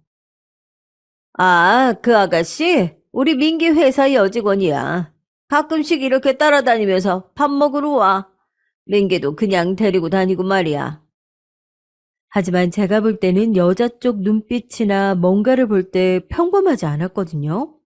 앞만 봐도 시숙에게 마음을 두고 있는 눈치였어요. 그리고 시숙도 그렇지. 뻔히 만나는 여자가 있는데 아무리 회사 여직원이라지만 자기 집까지 데려와서 가족들과 같이 밥을 먹이는 게 어딨냐고요. 제가 만약 여자친구인 상황이라면 이런 흐름이 너무 싫었을 것 같거든요. 게다가 먹는 내내 둘이 무슨 연인 사이인 양 그 여직원은 아주 살뜰하게 우리 시숙을 챙기고 난리도 아니었어요.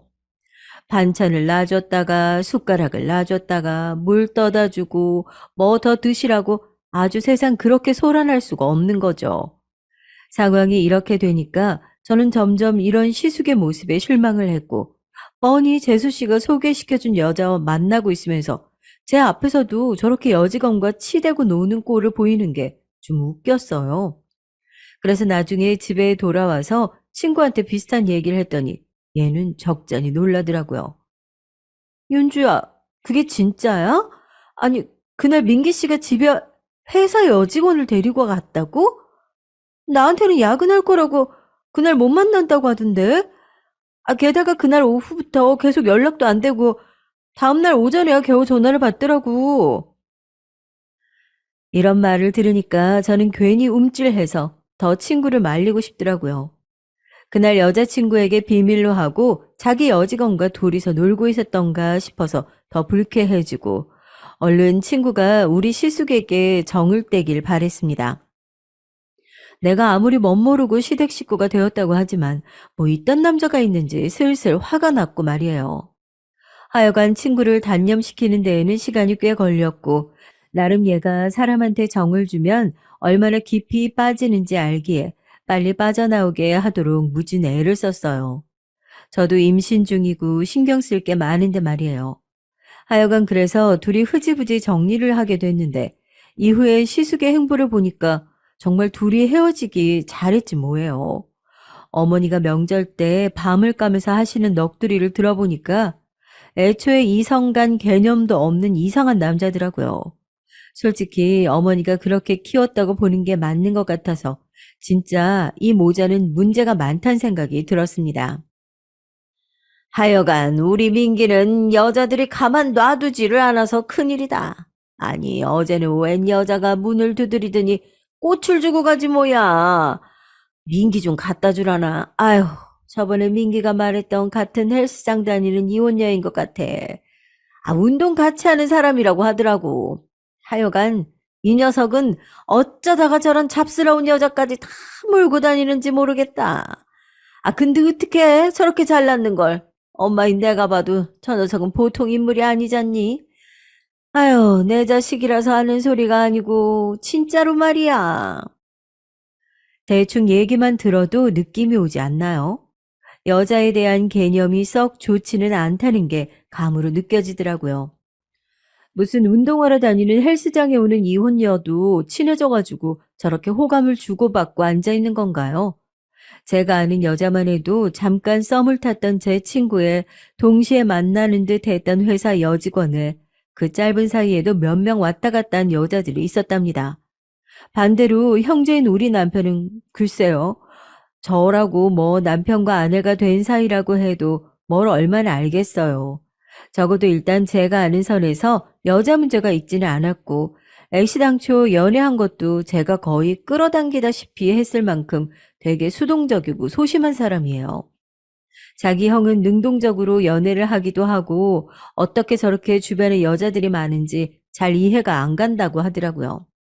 암튼 저에게 여러모로 우리 시숙은 미운 털이 꽂혀 있었던지라 명절 때 마주쳐도 전 인사도 잘 안 했어요. 기껏 소개시켜줬더니 제 친구랑 어찌나 지저분하게 끝을 내놨던지 막판에 친구가 울며 불며 저한테 하소연하고 보통 속을 썩인 게 아니었거든요. 그래서인지 마주쳐도 곱게 인사가 안 나왔어요. 그걸 바로 눈치채서는 아주 건들거리면서 인사를 하더군요. 재수 씨 왔어요? 아유, 배 진짜 많이 나오셨네. 조만간 우리 조카 안아볼 수 있는 거죠? 아, 나 예전부터 딸 조카를 그렇게 갖고 싶었는데 말이에요. 어째 남자 조카라고 하니까 칼싸움하고 놀아줄 준비부터 해야 될 것 같네요. 아니, 자기 주제에 저렇게 너스레를 떨어가면서 장난칠 때가 아닌데 아무런 격도 없이 인사를 하는 거죠. 뭐라고 받아치고 싶었지만 태교에 안 좋을 것 같아서 넘어갔고 그 뒤로는 저도 애를 낳네, 산후조리를 하네, 키우느라 힘드네 핑계대면서 시댁에 가지를 않았습니다. 그런데 중간에 시숙은 독립을 해서 나가게 됐고 어머니 달랑 혼자 시댁에 남게 되셨거든요. 근데 그때부터였을까요? 어머니가 꽤나 고집이 세신 거예요. 전에는 시숙이랑 같이 살고 있으니 한 집에 본인 아들이 있을 땐 모르셨던 것 같은데 갈수록 뭔가 외로움도 많이 타시고 괜스레 심술을 마구 부리시더라고요. 역시 시숙의 저 허세와 빈정거림, 건방진 부분은 괜히 쑥 튀어나온 게 아니었습니다. 전부 어머니한테서 온 게 맞더라고요. 예, 너는 애기를 낳아가지고 왜 집에도 자주 안 오고 그러냐? 좀 반찬도 해오고 시험이 혼자 사는데 들여다보고 좀 그래라. 혼자 있는 시험이 불쌍하지도 않니? 어머니의 이런 감정 기복 상태는 저를 무척 당황하게 했어요. 예전에는 그런 부분을 전혀 몰랐었는데 왜 갑자기 이상한 부분들을 보시는지 감당이 안 되더라고요. 저도 이때 조금도 여유가 없는 때였으니까 약간 긴가민가한 상태로 좀 헷갈리던 때였어요. 우리 아들 돌도 안 된 아들이 뭔가 조금 이상한 낌새가 보였기 때문이죠. 이때 대학병원에 데려가서 검사도 받고 했는데 정확한 상태를 확정할 수 없다고 하고 전부들 책임을 미루는 듯 하면서도 안심은 시켜주지 않는 참 피말리는 상태였답니다. 아기가 눈도 잘 마주치지 않고 반응도 없고 하여간 이때 저는 자폐 관련해서 얼마나 많은 것들을 찾아봤었는지 몰라요. 출산 후 회복이 빠른 편이라고 주변에서 다들 칭찬해 주었지만 막상 육아를 하면서 힘든 부분이 너무 많다 보니까 저는 나날이 지치고 피로해져만 갔습니다. 게다가 아들내미가 활동량은 얼마나 많은지 툭 하면 기어가서 뭘 잡고 그러면 서서 걷고 하다 보니까 눈 뗄 틈이 없더라고요. 그런 저에게 저렇게 징징대면서 매달리는 어머니를 보니까 너무 스트레스가 되는 거예요. 저기 어머니 은우 말이에요. 요즘 많이 힘든 상태예요. 소리도 잘 못 듣는 것 같고 소아과 가서 검사해 봤더니 다들 안 좋은 쪽으로만 말을 하더라고요. 소아 우울증일 수도 있고 자폐증일 수도 있고 아무튼 좋은 상태는 아니라고요. 진짜 저 어떻게 해야 될지 모르겠어요. 이렇게 나름 솔직하게 아이 상태에 대해서 말을 했답니다.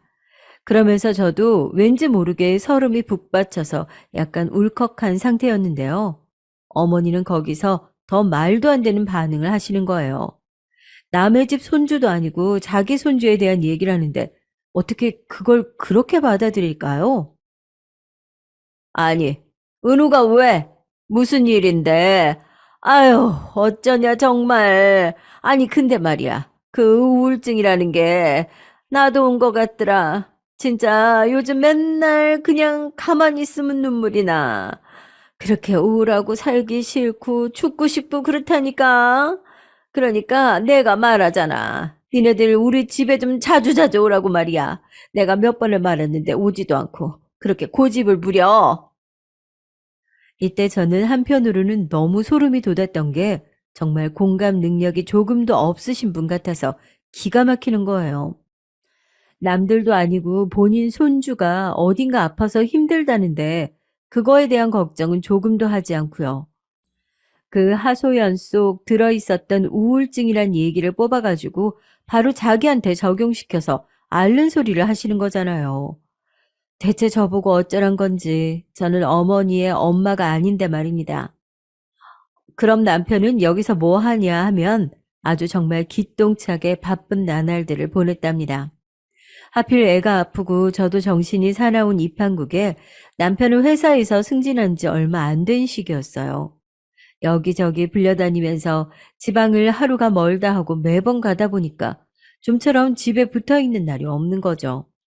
모처럼 주말에 셋이서 같이 공원으로 산책을 나가려고 해도 남편은 전화 한 통이면 곧장 집으로 다시 돌아가야 했어요. 네, 부장님. 그럼 한 시간 뒤에 제가 집 앞으로 찾아뵙겠습니다. 네네, 알겠습니다.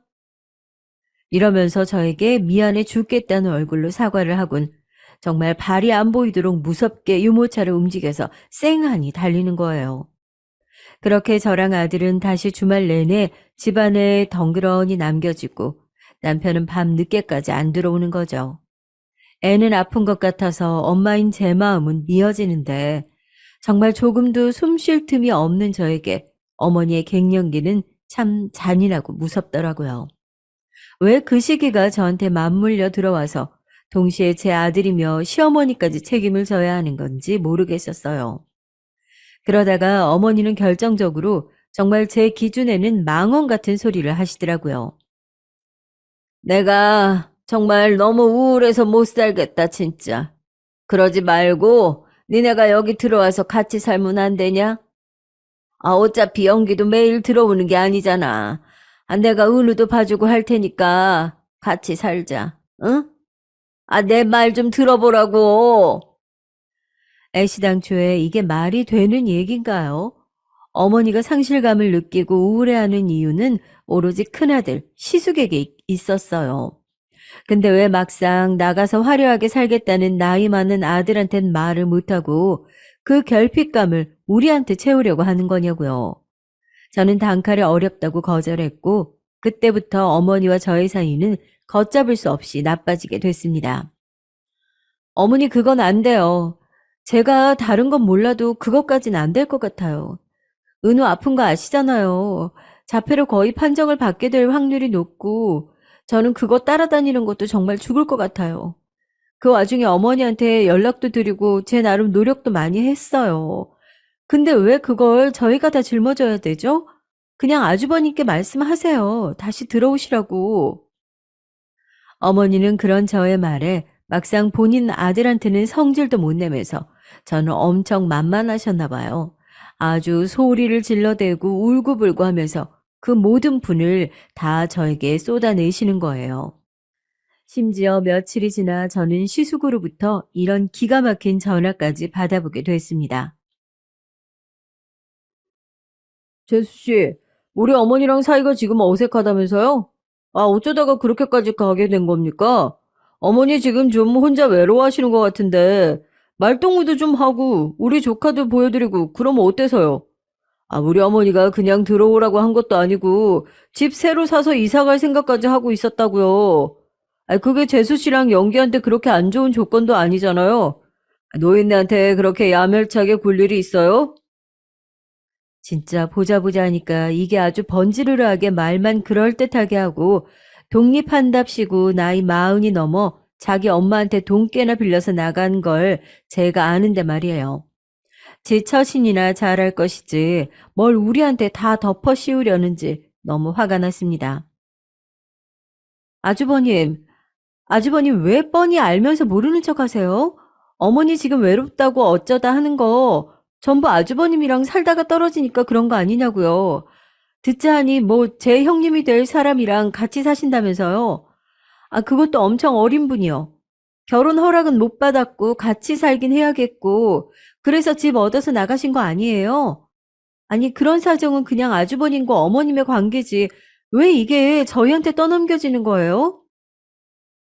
애도 아프고 하다 보니까 저는 정말 눈에 뵈는 게 없이 따발총처럼 말을 쏴대게 됐습니다.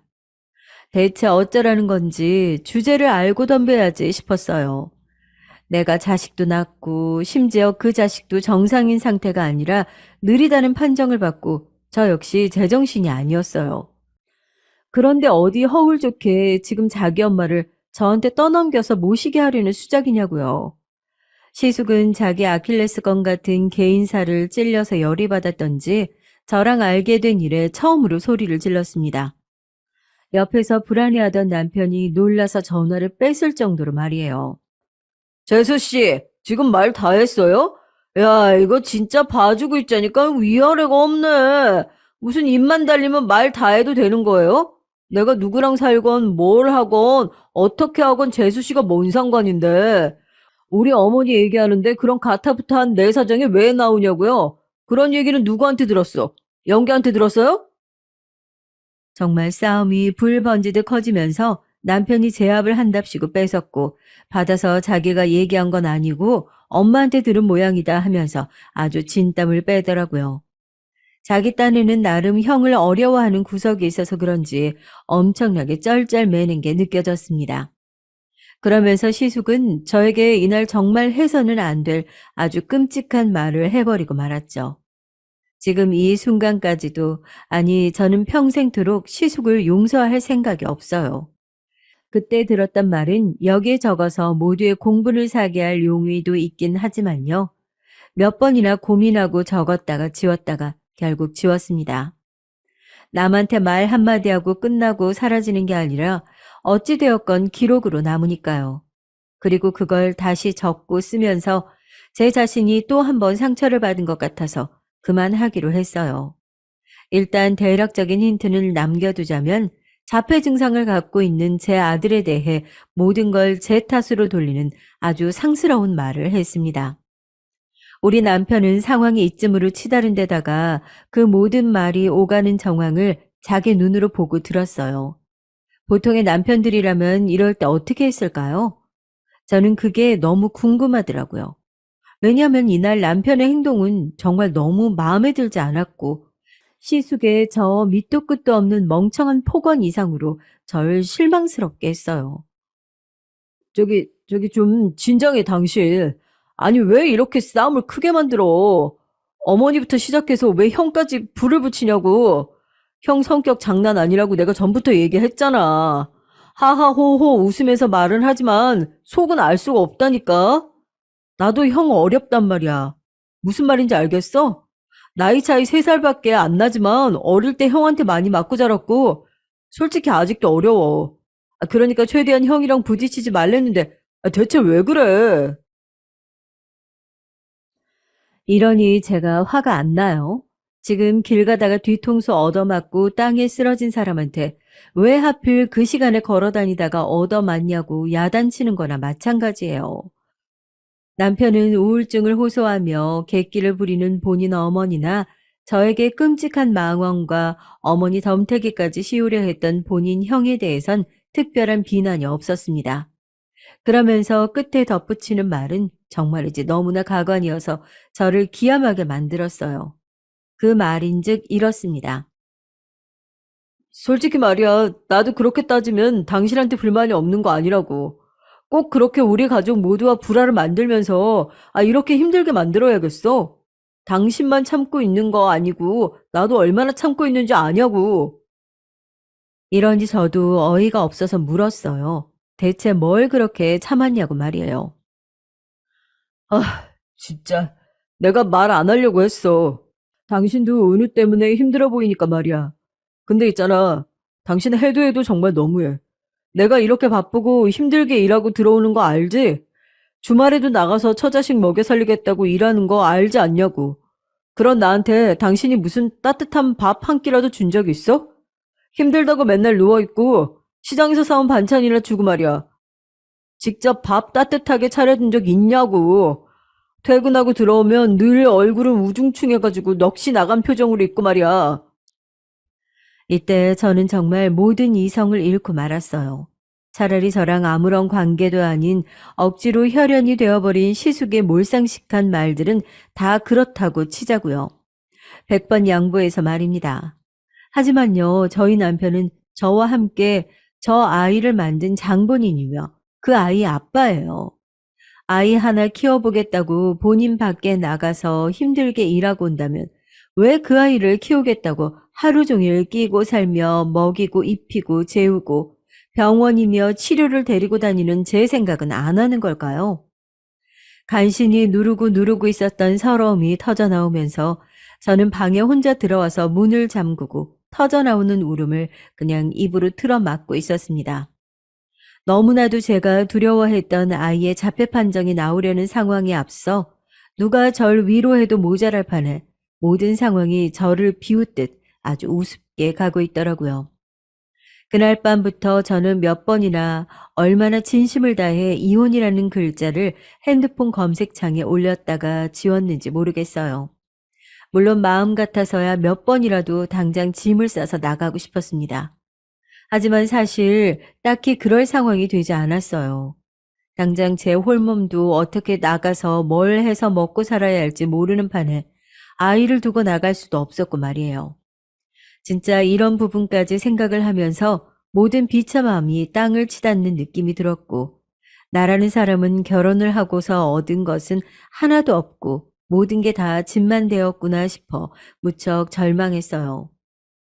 어떤 날은 저 역시 너무 우울해져서 정말 어머니의 그 망할 우울증이 저에게 전이 되기라도 한 건지 여러 번 나쁜 생각도 했다가 길을 걷다 울기도 하고 제정신을 차릴 수가 없더라고요. 겨우 제가 마음을 잡을 수 있었던 건 그나마 잘 살아보자고 생각했던 건요. 저처럼 다소 느린 아이들을 키우는 엄마들이 모인 인터넷 카페를 알게 되어서예요. 거기 가입해서 둘러보니까 저랑 비슷한 사람, 저보다 더 힘든 사람, 저보다는 나은 사람 등 아주 많은 사연들을 갖고 살거든요. 애시당초 느린 아이를 키운다는 것 자체가 사연을 갖고 있는 셈이니까요. 거기 털어놓고 힘든 얘기들을 늘어놓다 보니까 그냥 그럭저럭 살아야지, 어떻게든 살아야지 하는 생각이 들었습니다. 적어도 이 애를 키우는 동안은 내가 나 살고 싶은 대로 숨 쉬고 어쩌고 할 수 없겠단 마음이었고요. 그래서 어느 정도는 마음을 비워달라 남편에 대한 남아있던 기대도 접고 그냥 아이를 키우는 동반자 정도로만 생각하기로 했어요. 물론 당연히 그런 걸 내색하진 않았고요.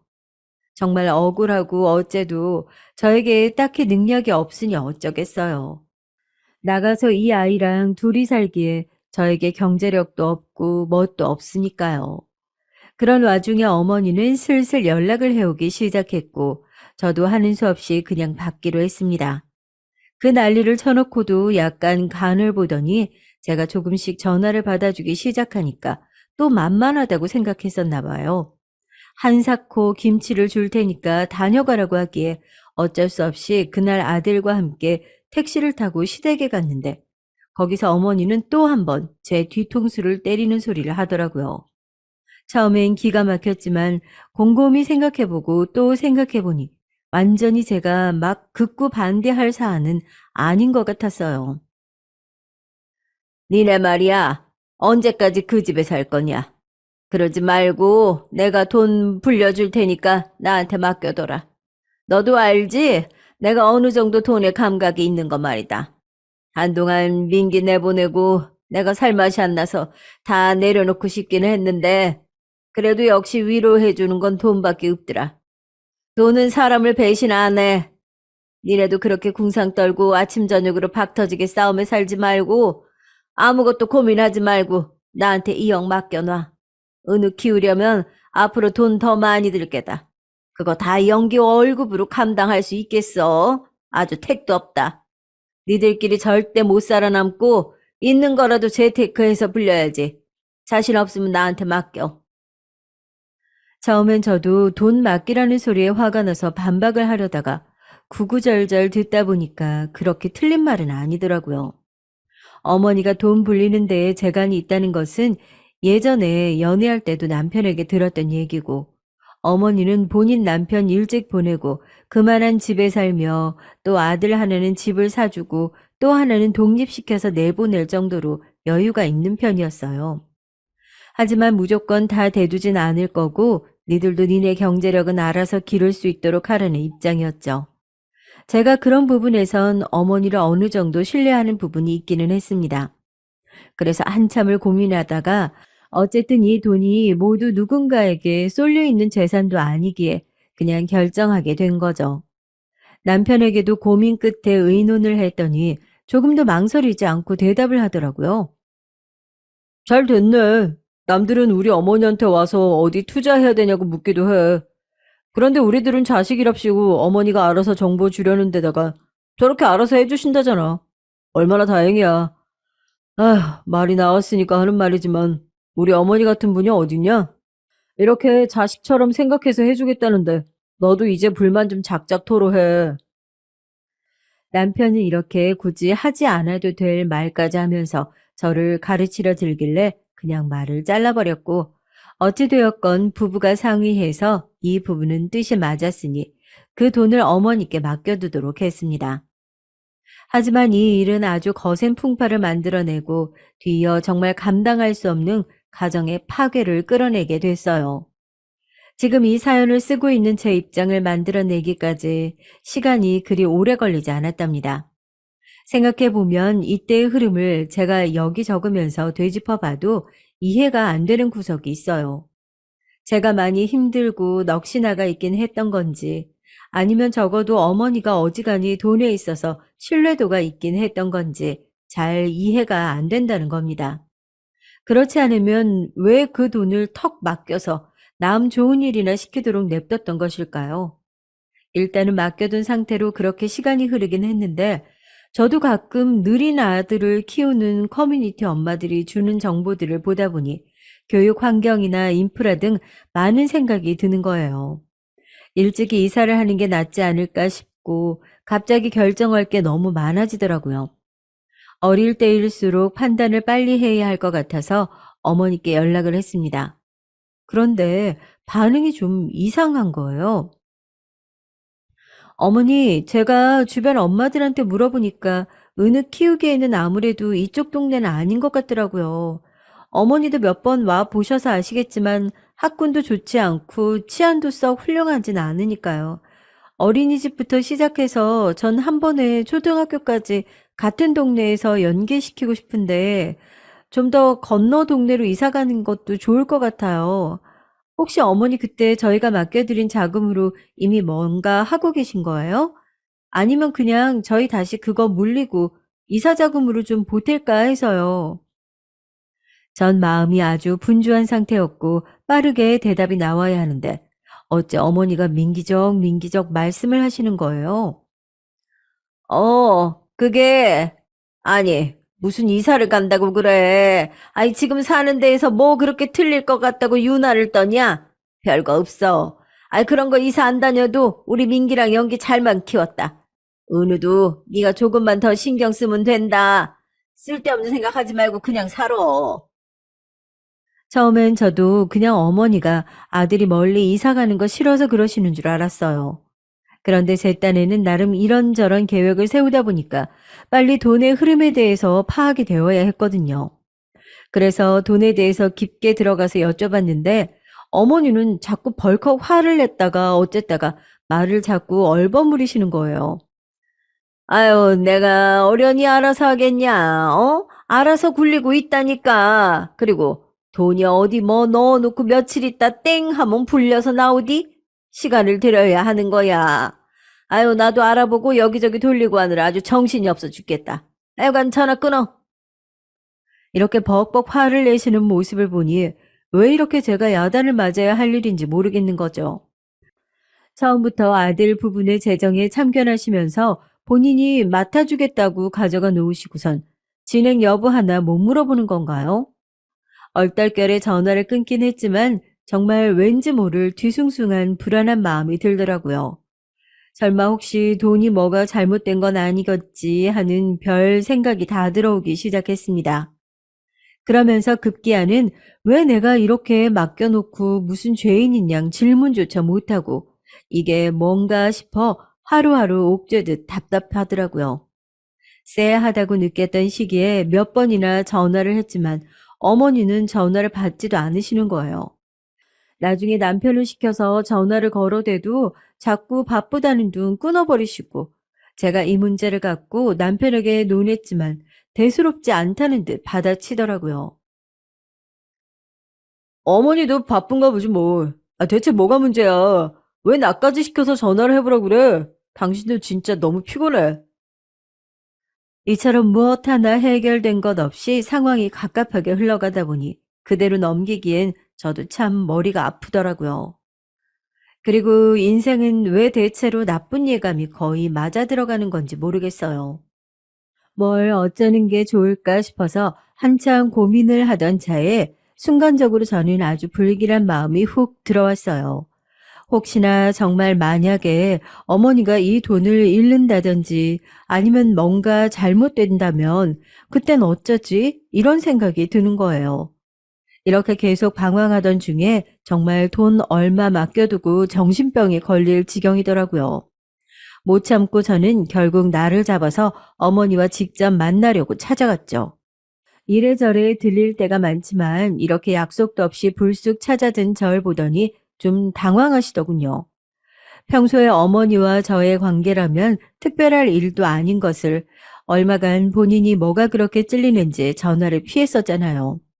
집까지 찾아온 절 보고 아주 적잖이 놀라신 듯 했어요. 아니, 연락도 없이 무슨 일이냐? 저기, 내가 나가 있으면 어쩌라고 이렇게 불쑥. 이때 저는 더 길게 말하지 않고 어머니에게 곧장 물었어요. 조금도 딴 데로 얘기 방향을 바꾼다든지 윽박지르며 넘길 수도 없도록 현관에 서서 말이죠. 어머니, 저희 돈 그냥 주세요. 투자하는 거 다 나중에 하시고 지금 당장 이사 자금으로 필요하니까 다시 붙여주세요. 그 돈 저희가 알아서 할게요. 네? 아주 단호한 표정으로 제가 어머니 눈을 보면서 마치 뭔가 불살라 버릴 듯 빤히 쳐다보면서 말을 하니까 어머니는 움찔해 하시는 것 같더라고요. 그런 반응조차가 불길할 결과를 말하는 것 같아서 전 가슴이 콩닥거리기 시작했고 불행히도 그 예상은 맞아 떨어지고 말았어요. 이때 어머니는 완전히 쥐구멍 들어가는 목소리로 몇 번이나 되물어야 했던 그 말 같지도 않은 얘기를 늘어놓으셨거든요. 저기, 그게 말이야. 아니, 니네 지금 당장 안 쓸 거니까. 이런 서두로 시작한 얘기는 결국 끝으로 가서 시숙이 지금 살고 있는 그 동건이와 함께하는 치킨집 프랜차이즈의 자금으로 들어가게 됐다. 이런 저질 막장 소설에도 안 쓰일 법한 결론으로 끝나게 됐죠. 귀로 듣고도 믿을 수가 없어서 저는 현관벽을 잡고 잠깐 어질어질한 상태로 있었고, 진짜로 귀에도 이명이 들리고 맨정신으로 서 있기 힘들었어요.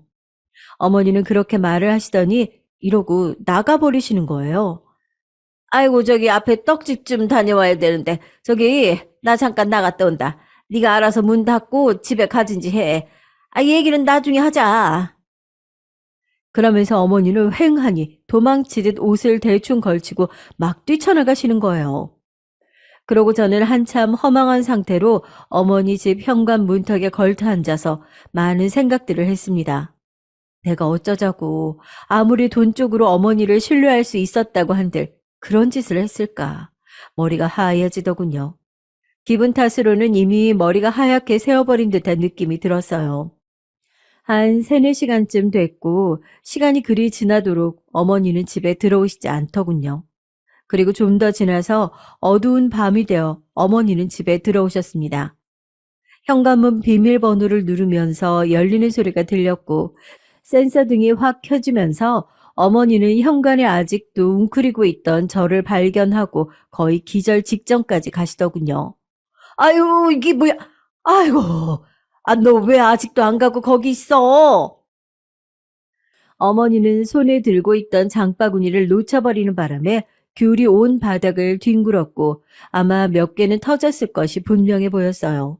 전 멀뚱하니 서서 계속 입에 물고 있었던 그 말을 간신히 뱉었습니다. 어머니, 왜 그러셨어요? 어떻게 그 돈을, 저희 돈을, 돈이 없는 분도 아니면서 그걸 어떻게 아주버님께 주셨어요? 어머니는 처음엔 한 몇 초 어벙하게 서 계시더니 이렇게 된 이상 뭐 더 어떻게 수습이 불가능하다고 느끼셨나 봐요. 숨을 훅 들이쉬더니 이젠 뭐 더 꺼리낄 것도 없다는 어투로 말하시더라고요. 아휴, 그만 좀 사람 잡아라, 어? 이게 이렇게 사람 놀래킬 일이야? 아니, 너도 알지 않니? 내가 어디 돈 떼먹을 사람이야? 돈이 없어서 그랬겠어? 내가 부동산이며 이것저것 다 묶여 있으니까 당장 움직일 돈이 없었다고. 그리고 그게 어디 뭐 다 네 돈이냐? 어? 그것도 아니잖아. 영기가 번 돈 있으니까 그걸 형제들끼리, 가족들끼리 좀 돌려 쓰는 게 어때서? 어? 그걸 이렇게 귀신같이 하고서 시엠이 간을 아주 그냥 밖으로 나자빠지게 만들 일이야? 저도 이런 대답을 예상하지 않은 건 아니었지만 어쩜 이렇게 토시안을 안 틀리고 말을 하시는 걸까요? 말없이 저는 코로 숨을 몇 번이나 내뿜은 뒤 호흡을 가다듬고 말을 했어요. 목소리도 겨우 냉정을 되찾고 어째 묘하게 이전보다 훨씬 정리가 된 상태로 얘기할 수 있겠더군요. 아, 그래요? 가족끼리? 네, 가족끼리라고 하시니까 할 말이 없네요. 그쵸. 가족끼리인데 뭐 어쩌겠어요. 어, 그럼 어머니, 그럼 저도 할 말이 있어요. 아유, 뭐야, 뜸들이지 말고 말해. 답답해 죽겠네. 어쩌라고. 저도 신발을 챙겨 신으며 가방 들고 그제서야 몸을 일으키며 말을 건넨 뒤 밖으로 나왔습니다. 제가 저 밑 골목으로 내려갈 때쯤 어머니가 비명을 지르며 뛰어내려오시길래 저도 빠른 걸음으로 나가버렸고요. 가족끼리 괜찮다고 하셨죠? 그렇게 말하실 것 같아서 제가 어머니 편하시라고 대충 알아서 일을 끝냈어요. 어머니 금고 한번 보세요. 전 이만 갈게요. 제가 알아서 이자까지 맞춰놨으니까 확인해 보시면 될 거예요. 이 얘기가 뭐냐면 평소 시댁에 자주 왔다 갔다 하던 저는 어머니가 안방에 들여둔 금고가 대충 어떤 용도인지 알고 있었어요. 그렇게 알고 있기만 했지 제가 별달리 어쩔 일은 전혀 없었죠. 맹세코 손댄 건 이번이 처음입니다. 이건 어머니도 부인하실 수 없을 거예요. 아무튼 단도직입적으로 말해서 저는 어머니 금고 안에 있던 골드바들을 모조리 다 들고 나왔어요. 평소에 골드바를 집에 모셔놓는다는 얘기야 워낙 이 집안에서 공공연히 알려진 바였고 그게 이상할 게 없는 일이었죠. 워낙 재테크를 부동산이며 뭐며 다양하게 하고 사는 어머니였고 간혹 돈 자랑도 곧잘 하셨으니까요. 제가 이날 그 금고를 열어보면서 골드바드를 보고 기가 막혔던 건 이걸 갖고 충분히 환산해서 본인 큰아들에게 줄 수 있었다는 거예요. 그게 귀찮았을 리 없고 이건 이것대로 그냥 놔두고 싶었던 거겠죠. 그러니 엄한 우리 돈 2억을 갖다가 말도 안 하고 본인 큰아들한테 사업자금이랍시고 턱 보냈던 거고 제가 생각보다 너무 빨리 정말 말도 안 되게 빠른 시일에 돌려달라는 바람에 어머니는 꽤 진땀을 흘렸던 것 같아요. 그 사실을 알게 된 얼마간 저는 기가 막혀서 체한 듯 숨도 안 쉬어주고 죽을 맛이었지만 그동안 시댁이며 시숙에게 바보 취급을 당해온 걸 생각하니 참을 수가 없었어요. 누구건 반은 또라이라고 할 만한 짓을 이때 저질러버린 셈이고 한동안 어머니가 저걸 지문 인식으로 바꾼다고 했다가 귀찮다고 했던 게 생각이 났죠. 혹시나 해서 대강 짐작되는 비밀번호로 눌러보니 되더라고요. 그리해서 저는 딱 우리한테 준 금액에 맞게 혹시 몰라서 시세도 정확하지 않으니 얼마 더 챙겨서 그렇게 나왔습니다. 그러고 나오는 길 어머니는 쫓아와서 저에게 신발을 집어던지며 도둑년 잡으라고 고래고래 길에서 소리를 지르시더군요. 저는 그 길로 택시에 타려다 멈춰서서 좋다, 싸워보잔 기세로 험악하게 따지기 시작했습니다. 사지 멀쩡한 큰아들한테 작은아들이 맡긴 피 같은 돈을 그냥 줘버려놓고 뭐가 어쩌고 어째요? 어차피 어머니 그때 차용증 쓰셨잖아요. 명목은 그렇게 가져가서 맡아준다고 했지만 어쨌건 빌려가는 거라고. 정확히 하자고 차용증서 쓰자고 한 게 누군가요? 그때 그렇게 확신 줄 것처럼 말해놓고 왜 뒷일은 이렇게 흐지부지 하시는 건데요? 뭐 도둑년이요? 경찰 불러보실래요, 그럼? 제가 역으로 소리 지르면서 따지고 들자 어머니는 벌건 눈을 하고 있다가 약간 움츠러드는 기세더군요. 전 계속해서 핏대를 세우며 마구 고함을 질러댔어요. 이 얘기가 끝까지 가게 된 이상 결국 어머니 본인 무덤 파는 격인 것을 잔머리 잘 돌아가시는 분이라 그런지 제대로 알아들으시더군요. 딱 거기 써준 돈만큼 챙겼고 이자 좀 보태서 갖고 왔어요. 왜요?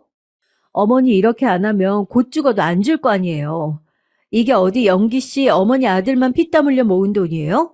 시집 때 제가 갖고 온 것도 있고 둘이 상의해서 어머니 손주 잘 키워보겠다고 갖고 있던 돈이라고요. 그걸 사지 멀쩡하고 반병신도 아닌 큰아들 사업하라고 툭 던져줘요? 아주 지랄이 났네, 지랄이 났어. 이쯤 되어 목소리가 하도 커지니 골목 지나가는 사람들도 멀찌감치 서서 쳐다보고 어머니는 그제서 뭔가 창피하다는 걸 느꼈던지 주변을 연신 둘러보면서 눈빛이 아주 불안해지더군요. 가족끼리요? 그놈의 가족끼리 그렇게 고가워 죽겠으면 어디 뭐라도 해보세요. 저 아무리 생각해도 이런 그지 같은 일 터진 게 용서가 안 돼요. 가족이란 이름 하에 이딴 거지 같은 상황을 견뎌야 되는 거면 저도 이판사판이에요. 이혼할 거예요. 그리고 소송하세요. 법으로 뭘 걸던지 뭐든 해보시라고요. 뭐 도둑년? 애초에 누가 도둑인데 지금 그딴 소리를 짓거리고 있어요. 얘기하다 보니까 진짜 이건 너무 우습지도 않은 싸움인 거예요. 자기 그 이뻐 죽겠는 큰아들 사업 떼쓰는 거 받아주겠다고 아주 손주 돌본다고 작은 아들네가 준비해둔 돈을 덥석 갖다 준 이 미친 노인네를 보니 나 역시 내 아픈 아들 생각하니까 진짜 못 참겠더라고요. 이거 갖고 시비 걸 거면 더 걸어봐라. 내가 시숙네 집이고 그 치킨집이고 찾아가서 다 불질러 버린다고 막 길길이 뛰면서 소리소리 질러버렸어요. 결국 그리하여 어머니는 그 돈에 대해선 찍소리를 하지 못했지만 미친 노인네 딸은 아주 분해서 죽을 것 같은지 아들 둘을 사주에다가 전혀 가만두지 말라며 아주 욕을 했었나 봐요. 시숙이며 제 남편이며 쌍으로 돌아가면서 저에게 전화를 걸어서 저주의 말들을 퍼부어 대더군요. 전 더 고약한 꼴 보기 싫어서 결론을 내렸고 아주 당연하게 이혼을 진행하고 있어요. 남편은 절대로 고분고분 이혼을 해주지 못하겠다는 어투긴 하지만 전 죽었다 깨도 그 지옥 불구덩이에 들어갈 생각이 없었거든요. 좀 힘겨운 싸움이 될 것 같지만 아니다 싶으면 빨리 찢어지는 게 그나마 최선의 선택일 것 같아요. 그나마 멀리 떨어져 있던 친정에 잠깐 다니러 와서 아들을 맡겨두고 여기저기 상담을 받으러 다니고 있어요. 부모님께도 죄송하고 힘들긴 하지만 그래도 아무쪼록 잘 해결될 수 있길 바랄 뿐입니다.